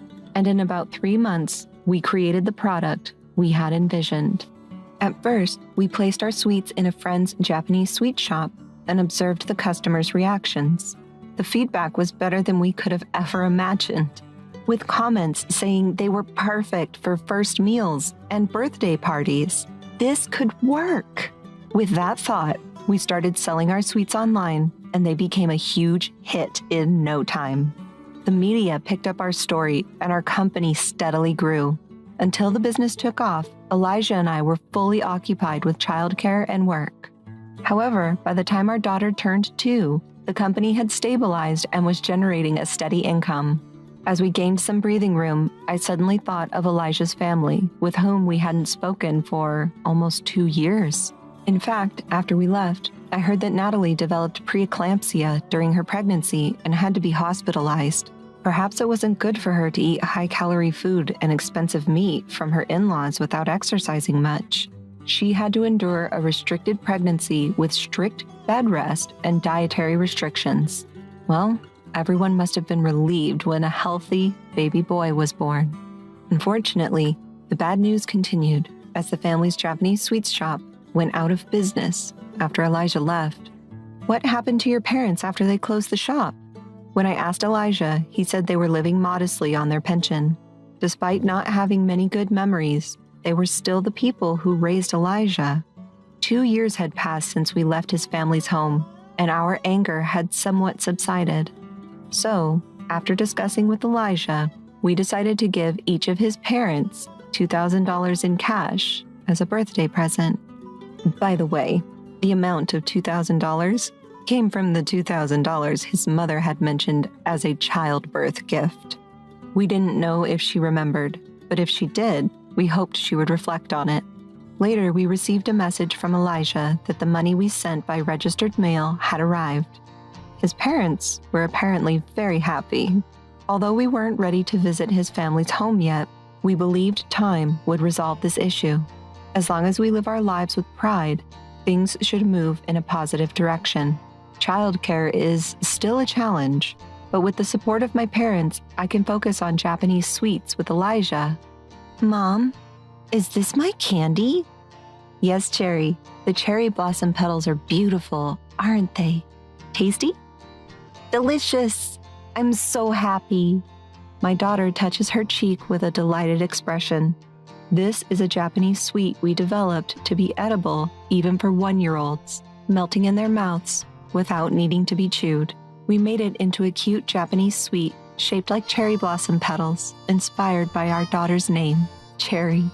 I hope this sweet, like our child, brings smiles to everyone's faces. Mom, here! Open wide! My daughter feeds me a piece of the sweet. The gentle sweetness melts in my mouth. I love that face, Mom. I hope this blissful moment with Japanese sweets reaches people all around the world. My name is Nicole, and I am a 34-year-old hairdresser. I work as a chief stylist at the hair salon managed by my husband, Michael, who is 3 years older than me. We met through a mutual acquaintance, and I was drawn to his kind and friendly personality, which led us to get married 4 years ago. On the other hand, my husband's mother, Victoria, divorced when Michael was still in junior high school, and has since raised him single-handedly, which is a point of pride for her. While I believe this is an admirable quality, she still thinks that she has complete decision-making power over her son's every move. As a result, when we got married, she forced her opinions on everything, from the wedding ceremony, honeymoon, new house selection, to the interior design. To be honest, I had my own visions for things like the wedding ceremony, honeymoon, and of course, our new home. However, whenever I expressed my opinions, she would reject them outright. And when Michael tried to intervene, she would say, "Well, do you intend to defy me, who will become your mother-in-law? You know the saying about casting pearls before swine, right? You don't need such a wedding dress, seriously. I can imagine what the future holds if you're like this now. I wonder what kind of upbringing your parents gave you." Not only did she refuse to listen, but she also insulted my parents in the process. Honestly, I felt worried about the future, and my parents suggested, "Why not take a step back and think it over?" I'm truly sorry for my mother's interference. I think it was very rude of her, but I want to build a family with Nicole and be happy together. I will work hard for this, so please, will you watch over our marriage as it is?" said Michael, who apologized sincerely. Seeing this, both my parents and I thought, I am sure that this man will stand by me in the future, even if my mother-in-law and I have conflicts. So we decided to get married. In the end, the wedding ceremony and our new home were entirely based on my mother-in-law's wishes. My mother at home advised me, "Take a loss now to gain later. I know you must be dissatisfied, but if you give face to your mother-in-law here, in a way, it'll create a debt she owes you." With her advice, I agreed to go along with it. However, now I regret my decision from 4 years ago more deeply than the ocean and higher than the mountains. Michael, I'd like to talk about work for a moment. I'm busy tonight with the junior chamber meeting. Yesterday was a shopping district gathering, and today is a junior chamber meeting? Last week, you had drinking parties and dinners every day. When can we actually sit down and talk? Well, every gathering and party is a part of my business, right? You're not good enough to be a wife of an entrepreneur. Complaining about it. I'm not complaining, but now we have 3 stores, and it's only natural that I'd want to discuss various things about management, right? Well, you know, I leave everything about the stores to you, Nicole. Your only redeeming quality, with no education or notable family background, is your skill as a hairdresser. So it's natural for you to work on increasing sales for the stores, right? So why are you trying to rely on me? Isn't that strange? Here we go again. 4 years after starting our hair salon business from scratch, we have successfully opened our 3rd store and are considering opening a 4th by the end of the fiscal year. It's a significant accomplishment, but as the business grows and Michael is praised as a young entrepreneur, he increasingly looks down on me. I can deal with him talking about my education and such, but he constantly belittles me, criticizing my looks, fashion sense, and even comparing me to rival stylists. Moreover, when I have to postpone a task requested by Michael, or don't reply to his line messages immediately, he starts to ignore me. When he begins to ignore me, he comes home late, leaves the dinner and breakfast I prepared untouched, and ostentatiously orders takeout or buys sandwiches and coffee from the convenience store.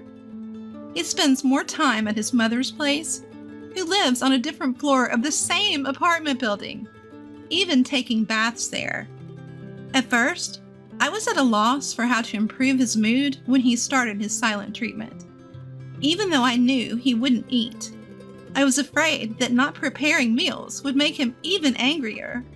So I continued to cook and prepare the bath, knowing it would be wasted. I often stayed up all night waiting for Michael, who didn't reply to my line messages, and whose return time was uncertain. In the meantime, my mother-in-law would launch her attacks. "I knew you were a terrible wife, but I didn't think you'd be this bad." Why is Michael ignoring me? What's the reason? "You really don't have any idea. I can't believe it." Are you angry because I did something wrong? If you heard it from Michael, please tell me. "There's no point in me telling someone who doesn't know their own shortcomings, right?" She laughs and doesn't give me an answer. After a while in that state, just when I start to lose my patience, "I'm home. Oh, I'm hungry. What's for dinner today?" He comes back nonchalantly as if nothing happened back then. Oh, I'm so glad she talked to me. I would feel relieved. But eventually, I don't want to be ignored again. I unconsciously started living a life where I tried to please Michael and gauge his mood. I realized that when Rebecca, a new stylist who joined the company this spring, pointed it out to me one day. That day, I was being ignored by Michael as usual. not eating dinner or breakfast, and not talking. Not wanting to waste it, I had packed the side dishes I had made for Michael into a lunchbox and brought it to the store. As I ate it for lunch, Rebecca spoke to me. "Nicole, is that lunchbox homemade by you?" Yeah, I just packed some leftovers from yesterday, though."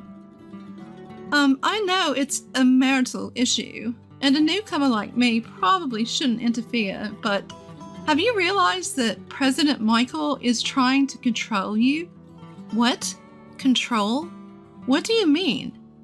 "I'm sorry if I'm wrong, but isn't President Michael thoroughly ignoring you right now?" Yeah, he is." "I thought so. I saw him talking and smiling with everyone else, but ignoring you in the staff room. He thinks nobody's watching, but he brushes off your hand rudely. And then there's that lunchbox.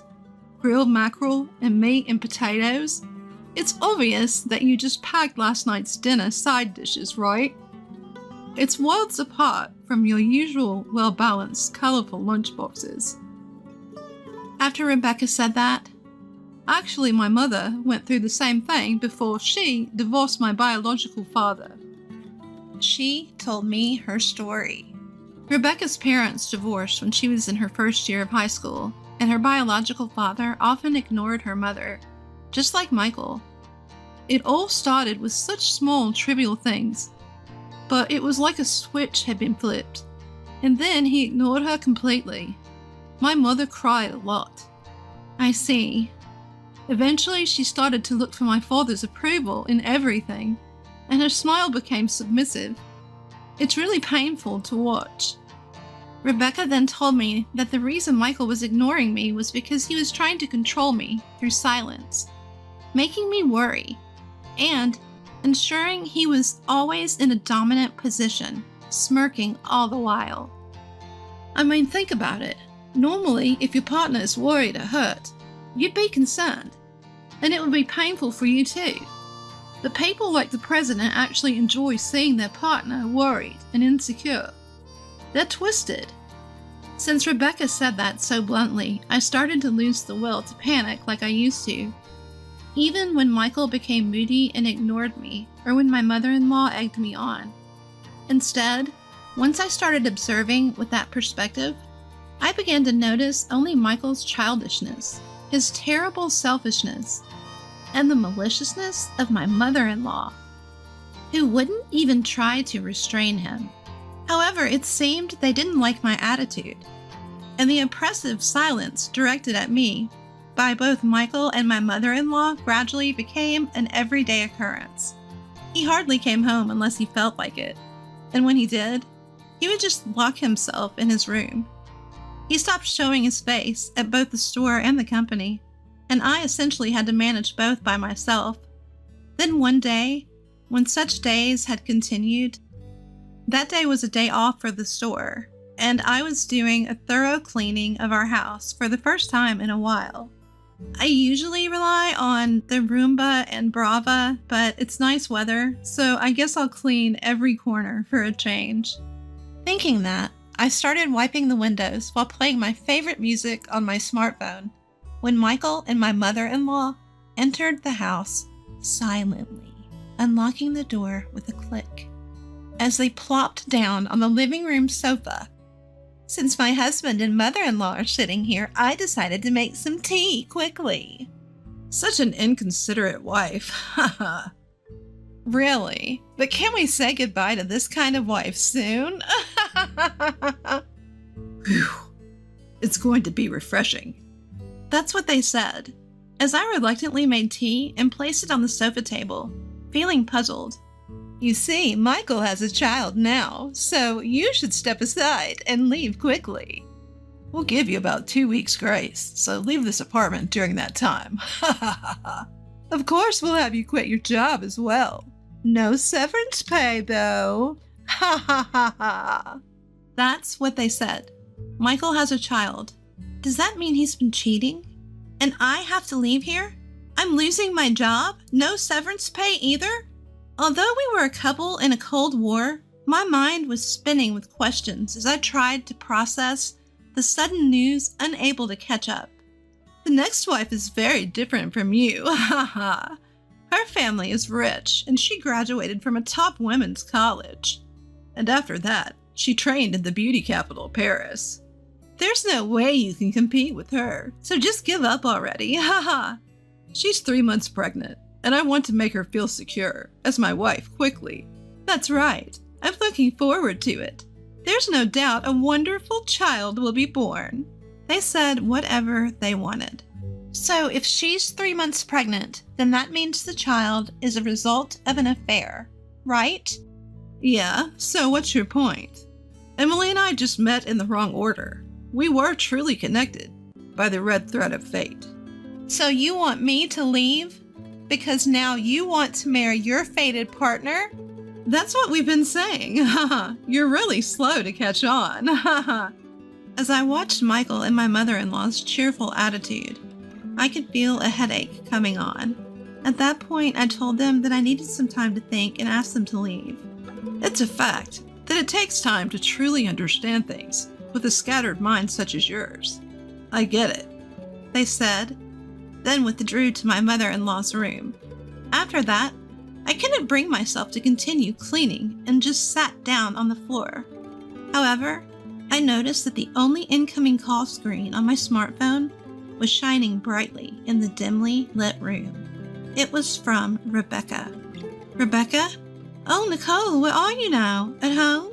When I briefly answered yes, Rebecca said she was coming over right away and hung up the phone. About 30 minutes later, Rebecca appeared with both hands full of bulging eco bags. Sorry for the intrusion. I bought some random food and drinks for us. Saying that cheerfully, she borrowed the washroom to wash her hands, then quickly began to arrange the deli food she had bought on the table. She brought glasses from the kitchen and poured craft beer, her recent favorite, and said, "Let's eat before it gets cold." And she put a spoon in my hand. I tried eating as told, and the taste of fluffy, soft omelet rice filled my mouth. Delicious. Right? This place has amazing omelet rice, she said with a bright smile. I brought a variety of things, so please savor and enjoy them. I was reminded that I had only eaten coffee and bread for breakfast and hadn't had a proper meal. Although I had been completely emotionless until then, I was hungry after all. I realized for the first time. We ate in silence for a while, and when we started drinking beer, Rebecca said, "I received a group email from the boss saying that you're leaving the store at the end of this month." I told her that my mother-in-law and Michael had demanded a divorce and that I quit the store. Rebecca was silent for a moment at my answer, but soon asked, looking straight into my eyes, "What do you want to do, Nicole? Do you mean what I want to do, not what they say I have to do? It's your life, Nicole. You decide which way to steer. You should steer toward what you want." What I want, When Rebecca said that, my heart felt surprisingly clear. Let's get a divorce. There's not a single reason why I should stay with Michael and his family. I want a divorce. I want to start my life over right away. I answered clearly. I was given a 10-day grace period by Michael, but once I started taking action, everything went smoothly. I didn't have many personal belongings, so I quickly packed them up in separate boxes provided by the moving company. I asked Rebecca to handle my belongings at the store because I didn't want to see Michael until everything was settled. At the same time, I asked a lawyer, introduced by an acquaintance, to prepare a document demanding alimony and division of property from Michael. I signed a contract for a property I liked after several viewings. As soon as the move was completed, I had a lawyer send documents to my mother-in-law. Almost at the same time the letter arrived, I received a barrage of line messages and emails from my mother-in-law and Michael, so I decided to propose a meeting at the lawyer's office. While waiting at the lawyer's office for the scheduled time, a grinning mother-in-law, Michael, and young woman appeared. When the lawyer asked the woman, "Who might you be?" Before she could answer, my mother-in-law said, "This is Emily, who will become Michael's wife. after your divorce. As soon as I submit the divorce papers with you, I plan to immediately submit the marriage registration with Emily. They seemed very pleased. Since it didn't matter to me, I just asked if they would agree to our demands, and they said, yeah, think of it as a severance payment. We'll pay you whatever you want. I didn't think it was necessary, but Michael is a kind person. For you, who will live a lonely life from now on, money is all you can rely on.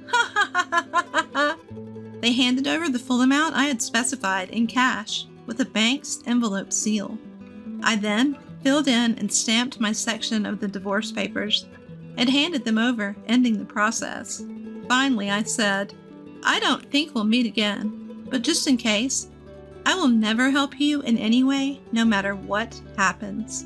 Ahaha, so this is your last desperate remark.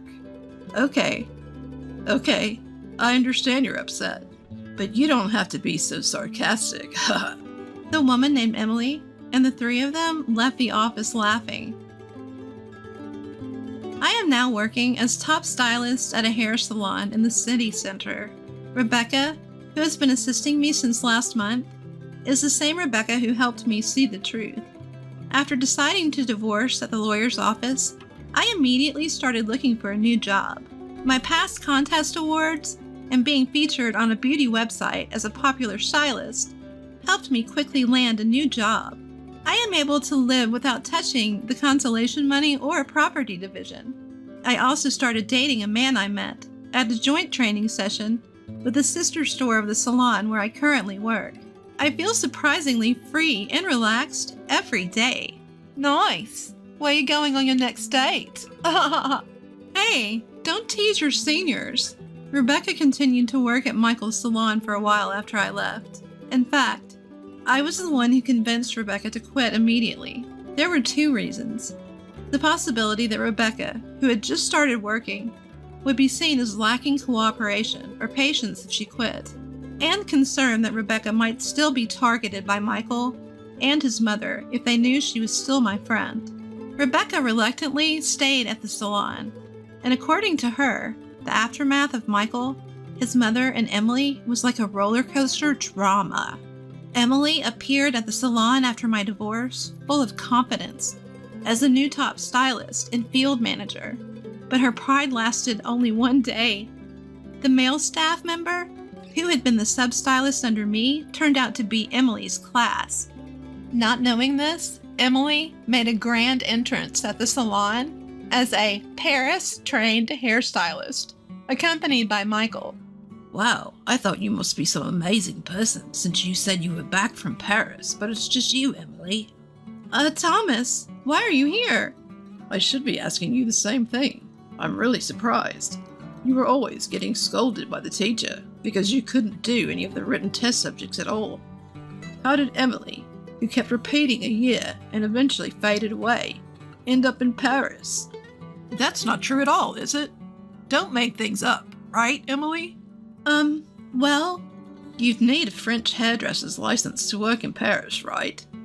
When did you become fluent in French, like a native speaker? Of course, I studied at university, didn't I? University? Wow. The Emily who used to say she didn't understand English during the elective French conversation classes at beauty school.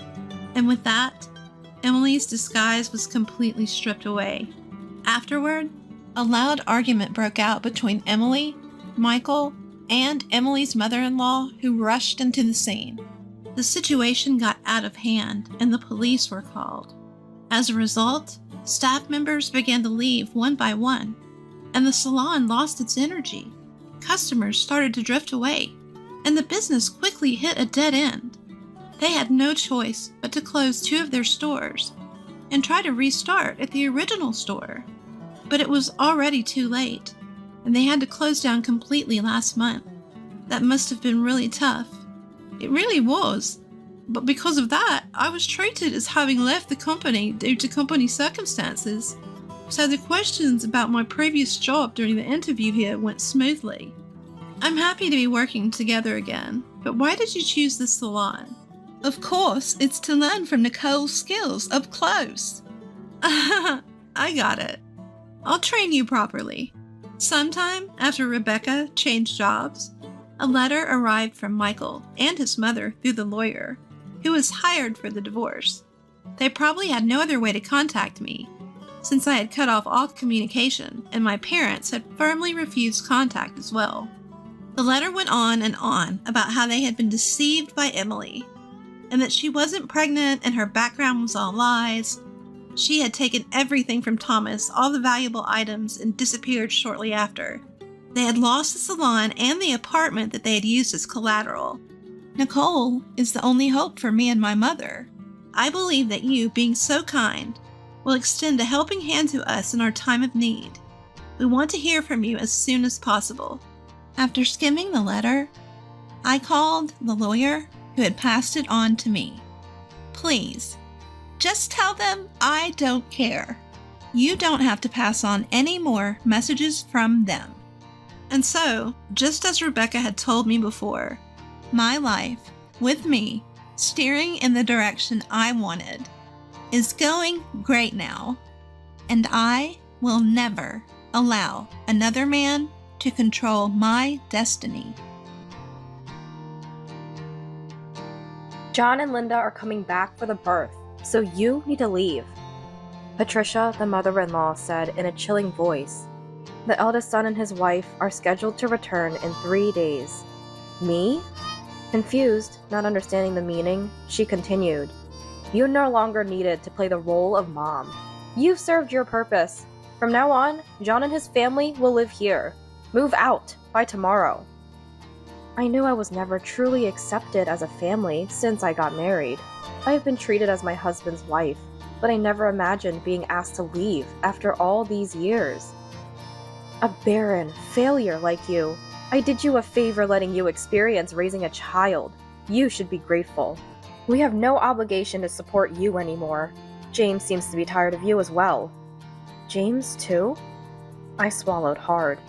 If it's not just Patricia and John conspiring, then there's no need for me to tread carefully around my husband anymore. I thought it was foolish of them to kick me out, but it was Patricia who started this. What happens to this house from now on is not my concern. It's better to face the reality I could have ignored.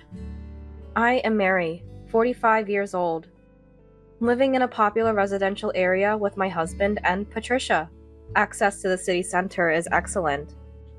When we were house hunting, the newly appointed division chief, my husband, was particularly picky about this place. The rent is high, but the number of rooms and the value of stretching our budget a bit was worth it. My husband James is 8 years older, with a history of divorce, whom I met through a friend's introduction. His mature, enveloping kindness gave me a sense of security, and even after 2 years of dating, we decided to marry. Even after I revealed that I couldn't have children due to a past illness, his attitude towards me never changed. Likewise, even after hearing about the issues he faced, my feelings for him didn't change. He had a son, John, from his previous marriage. I'm really sorry to ask you, in your first marriage, to live with my son and me. I'll make sure to not trouble you otherwise. I'll definitely make you happy. He promised. To reduce stress, he suggested moving to a spacious apartment and preparing a room for me. John is turning 10 this year, and with Mom around, there shouldn't be much to worry about. You don't need to force yourself to become a mom. After divorcing his first wife, my husband lived at his parents' home, where his in-laws helped with raising John. A few years later, the father-in-law died in an accident, and Patricia took over as John's mother. From the first meeting, John wouldn't look me in the eye. Perhaps it's his shy nature, or he's entering adolescence, but I didn't mind. As long as they acknowledged me as a cohabitant, that was enough for me. Patricia was a quiet and elegant person. When she came for the marriage greeting, she was polite, making me believe cohabitation would work out somehow. I will continue preparing meals as usual. James comes home late, so it's okay if meal times don't align. Mary, please take care of cleaning and laundry. Understood. I'm looking forward to working with you. After getting married, I switched from full-time employee at a drugstore to part-time to take on more household duties. Because of the division of chores, I started work late and didn't get home until around 8 p.m., but dinner was always ready. The one thing that made living together worth it was this. Patricia and John usually finished their meals before me, leaving me to eat alone. Though I sometimes felt lonely, even as a married woman, I had come to accept this as our family's way. But Patricia never liked me from the beginning, and never considered me family. John, there's a sports event at school before summer, right? When is it? We should all go and cheer together. One day, after we had been married for a while, I tried to break the ice with John, who was still distant. As John struggled to find his words, Patricia quickly interjected. We'll go to the school sports event with James, Mary. You don't have to worry about it. Misunderstanding Patricia's words, I thought she was being considerate. I can take off work. Let's all go together. That's okay. You're James's wife, and John's family has always been just me and James. I was mildly, no, quite shocked by her words. When I talked about it with my husband at night, he said, Mom always cherished John. She probably thinks you're taking him away from her. I'll talk to her. Eventually, I started attending the school sports events as a mom, but there were hardly any times when John and I were alone, except for those events. Sometimes, John would look at me as if he wanted to say something, but Patricia always intervened. I later learned that Patricia had been bad-mouthing me to John. Mary says she'd be happier with James alone if you weren't around. She's terrible. James is being deceived by her. Telling such things to a teenage boy could understandably make him distrustful of me. It was an unpleasant revelation, but at the time, I never imagined Patricia could do such things. After graduating high school, John moved in with his girlfriend. A year after starting his job, they got married. Once John moved out, Patricia surprisingly stopped doing household chores. Her only enjoyment seemed to be making my life miserable. She stopped cooking, which she used to do, and would wait at the dinner table for me to come home. Without a moment's rest, I would start preparing dinner in the kitchen. You're really inefficient. It's going to take you all night at this rate. I wasn't good at cooking, partly because Patricia had always taken care of it. Every dish I cooked, Patricia would taste and complain. This is awful. I'm sorry, I'm trying my best. Mary, you have such a dull palate. It's a good thing you didn't have to cook for John. It's terrible. If she thinks so, she could cook herself. It seemed like she just wanted to complain. Not just about meals, she started complaining about everything, even cleaning and laundry, which she never used to mention. Why are there so many wrinkles in the laundry? Vacuum every corner. You're really hopeless at everything. Didn't your parents teach you anything? Patricia sighed while looking at me. I clenched my fists in frustration as she insulted my family. I don't know how you managed to win James over, but I can't see how much charm in you as a woman. She always ended her harassment with the same line. If you hadn't come, John wouldn't have left. I knew Patricia felt a void in her heart after John's departure, perhaps a case of the empty nest syndrome. If belittling me made her feel better, that's how I endured it. But Patricia's harassment intensified after a certain event. That event was the pregnancy announcement from Linda, John's wife, and our eldest son. Patricia was ecstatic like I'd never seen before. John's baby! It's bound to be adorable. It's my first grandchild after all. Watching the two of them so happy, I was glad too. But Patricia's joy was extraordinary. The main reason for Patricia's happiness was probably because John had asked her, Grandma, can I come back for Linda's delivery? Probably because he said that. Linda's family lived an hour away by plane and had no one nearby to rely on, so they turned to Patricia for help. Of course, Patricia would never refuse John's request. As calls from John became more frequent, Patricia was overjoyed.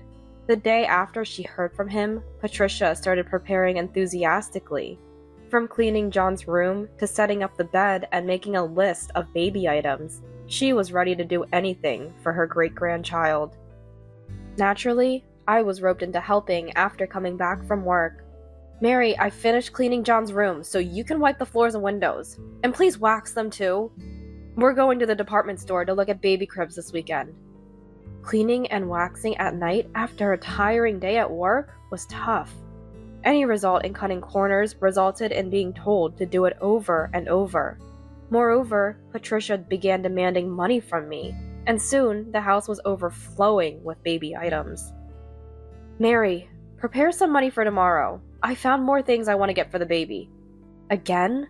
Isn't it wasteful to prepare so much when Linda and her family might not even use it? Why don't we wait and choose together when they're here? I wanted to accommodate Patricia's requests, but there was a limit to how much money could be spent.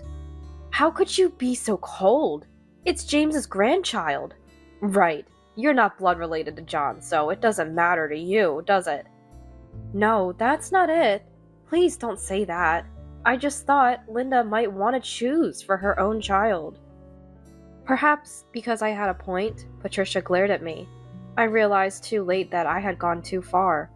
Without a word, Patricia went back to her room with a look of frustration. I regretted my words, but was also hurt by the way she spoke about my relationship with John.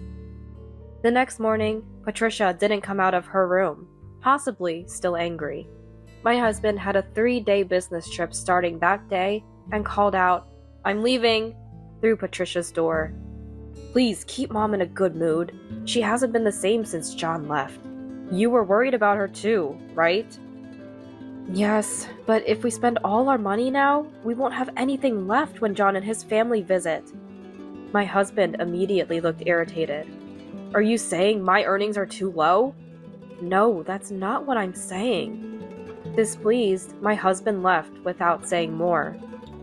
Money discussions always ended like this. Since I managed our finances, I couldn't help but think ahead. There was a reason for my concerns. We had been married for 13 years. My husband had provided a comfortable life without any want. Mary, you can use your earnings for yourself. He had said that, so I saved everything except for my allowance. Even though the account was in my name, I considered it our shared property. However, his company's performance had declined, and his salary had dropped to 1/3 of what it was when we first married over the past 5 years. There was uncertainty about the future of the company, but he seemed unwilling to consider changing jobs. He probably didn't want to give up his position as a department head, especially in front of Patricia. Currently, I pay the rent, and he covers the living expenses. We kept this a secret from Patricia to protect my husband's pride. That day, I left work early to apologize to Patricia. When I got home, Patricia was already sitting at the dining table, waiting for me. Patricia, I'm sorry. I went too far yesterday. Patricia didn't respond to my apology. Instead, she said something shocking. John and Linda will be coming back for the birth, so you should leave, Patricia said in a cold voice. Our eldest son and his wife are coming back in 3 days. Me? Confused and bewildered, I heard her continue.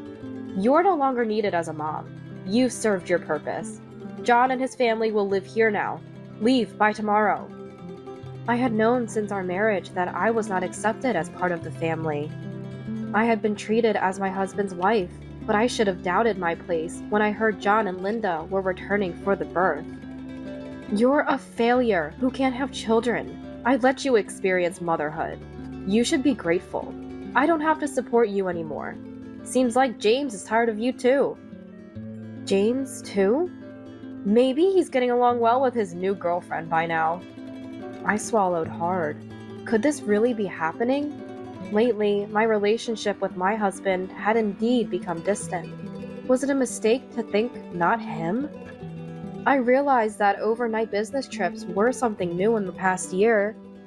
I understand. I'll eat out tonight. I grabbed my bag, left the house, and walked aimlessly, trying to calm my agitated mind. As I walked, I tried calling my husband's mobile phone. Despite what Patricia said, I still wanted to talk to him. But he didn't answer, and when I called his office, I was told, he's off until the day after tomorrow. Patricia's words started to seem more believable. Was he really traveling with another woman? Bad thoughts overwhelmed me, and I started crying. While walking, I saw a bar in the downtown area that we used to frequent when we first moved here. It's still here. I entered the bar, thinking back. Welcome! The bartender's expression clouded for a moment when our eyes met. Then he smiled slightly. Perhaps he remembered me. Master, it's been a while. About 8 years. I used to come here often with my husband. Yes, I remember. Really? I couldn't help but smile. At the same time, I felt a sense of relief. I'll have a beer and some chicken wings, please. Sure. The master was always a man of few words, unchanged from the past. I took out my mobile phone, and the screen lit up. It was a photo taken when John turned adult, all 3 of us together. The slim suit we picked out together suited him well. I had wanted to be closer as a family. Looking at the photo, the bar employee brought the beer and chicken wings.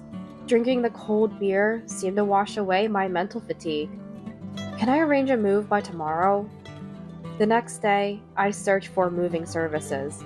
I found one. I also looked up companies that buy unwanted items and saved 2 to my favorites. Changing the wallpaper on my phone screen somehow cleared my head. The beer and chicken wings tasted exceptionally good. I decided to go home and think things over. As I was leaving the bar, "Excuse me," someone called out from behind. I turned to see the bar employee running towards me. "Are you James's wife?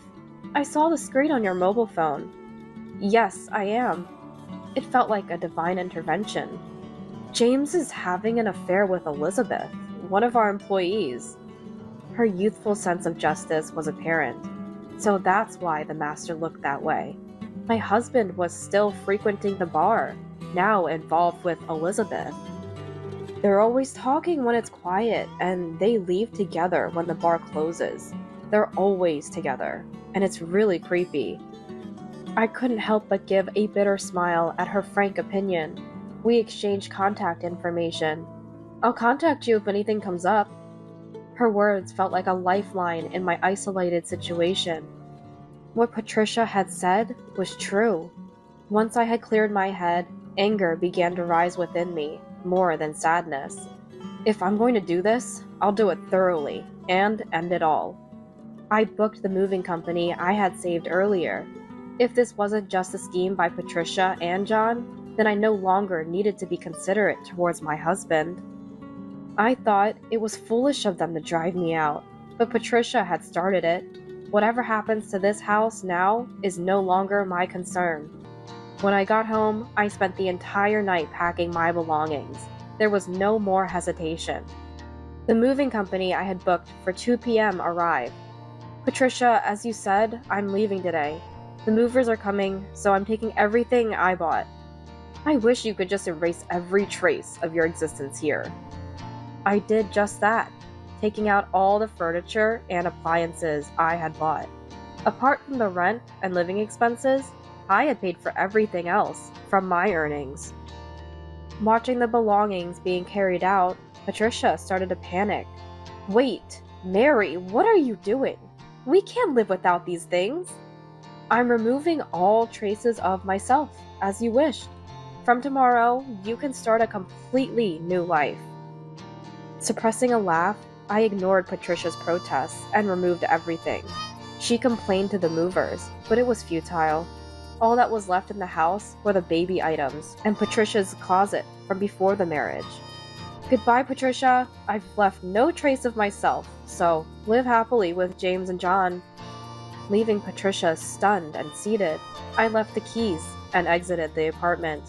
I had my belongings stored temporarily and decided to stay at a single colleague's house for a while.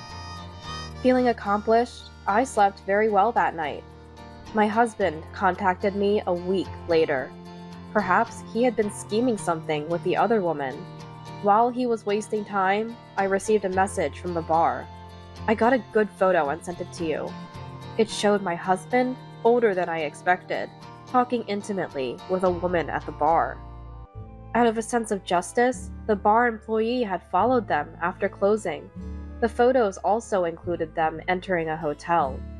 I guess he continues his affair even now. Any remaining feelings for my husband dissipated. I asked for the woman's name and address to be researched. The next day, after gathering all evidence of the affair, my husband called. "Mary, where are you? John and his family are here. Won't you come back?" "No, I won't return. Patricia told me to leave, saying I was no longer needed. John and his family will live there now, right?" I knew it. John and his family were moving in because they had no money. I had heard that John had been job hopping after graduating from vocational school and was now working part-time. "I want you to come back, Mary. I heard you're on leave from the drugstore. Do you have a place to stay?"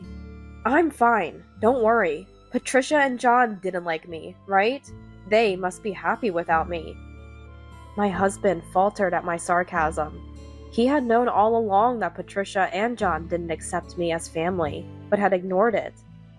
"Well, I'll come back once. I have some things to discuss for my future." It was time for the final act for my life ahead. My husband responded with a relieved please to my statement. Later, I returned to the house for the first time in a while. Inside, there were some new pieces of furniture and appliances. John and Linda, seated on the sofa, greeted me without getting up. As I sat down, Patricia glared at me menacingly from across the room. The atmosphere was tense. I decided to do what I needed to do and leave quickly. That's when John spoke. "Why did you come? After taking everything from the house? Living off James comfortably?" I sighed. "I took everything because I bought it. You wanted me to erase my presence, right? Just as you wished." "It's ridiculous. You're just a part-timer at a drugstore. You couldn't possibly have that much money." My husband still hadn't told Patricia everything, it seemed. When I looked at him, he started speaking as if resigned. "We've been combining our earnings for a while now." "Then the things you took should belong to both of you." I decided to speak up for my husband, who was at a loss for words. "James's company has been doing poorly, and his salary has drastically reduced. That's why I've been covering the shortfall for the past 5 years. Now I'm even paying the rent." Patricia stared at my husband, shocked. "Patricia, I'm not just any part-timer. The hourly rate for a pharmacist is quite good.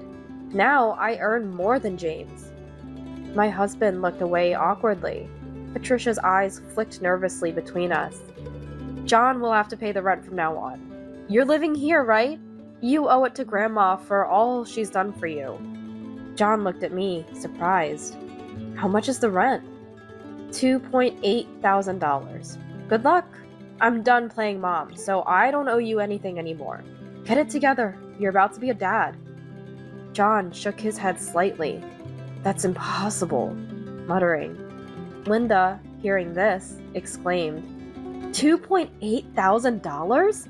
You said living here would be free for rent and expenses. I quit my job. John's salary is only $1,400. What are we going to do?" I almost laughed. "Linda, it's okay. You can move somewhere cheaper. James still has some salary left." Linda seemed slightly relieved. "But I'll be claiming alimony from James and his mistress, so life might still be tough." Linda burst into tears. My husband panicked. "What are you saying?" "Patricia told me about the new woman. I'm done being a wife." "That's a lie from Mom. You're the only one for me." My husband probably thought there was no evidence. It had only been 10 days since I left the house. "Elizabeth would be hurt to hear that. I'll contact you separately about that." Hearing Elizabeth's name, my husband trembled, realizing I knew everything. He sighed, overwhelmed. This wasn't the right atmosphere to write a divorce application. "I'm leaving now. Please write and send the divorce papers." My husband and John remained silent, saying nothing more. As I picked up my bag and stood up, Patricia also stood, slamming her hands on the table. "This is all your fault! Our family is on the brink of collapse!" she yelled. I couldn't help but feel angry. "You told me to leave, Patricia. You said James had another woman, and you interfered with my relationship with John. Everything, all of it, was you. I became emotional. Regarding her relationship with John, she regrets that she shouldn't have been a little more involved in her relationship with Patricia. John's issue is none of my business. You're his wife. Support him in these hard times. Take responsibility as a family. What was she even talking about? If she hadn't hinted at James's affair or called John back, I would still be happily supporting my husband and this house. I've always believed in and supported James. I don't need that role anymore, nor will I return. I then looked directly into Patricia's eyes and said slowly, I was never accepted as a family member from the start, so I can't take responsibility as one. Patricia remained silent, trembling. I left the room, passing by the silent Patricia. My husband soon agreed to the divorce easily. It seemed he couldn't refute the evidence of his affair.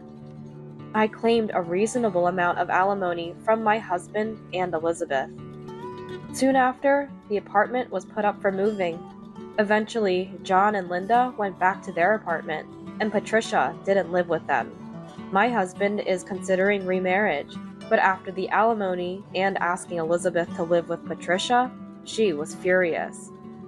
He's now contemplating whether to place Patricia in a facility. After pouring so much love into her son and grandson, it's a bit sad to see them abandon her now. Maybe Patricia is no longer needed either. If Patricia had just stayed quiet and let John come back, maybe we would still be living together. I received an apology letter from John after the divorce.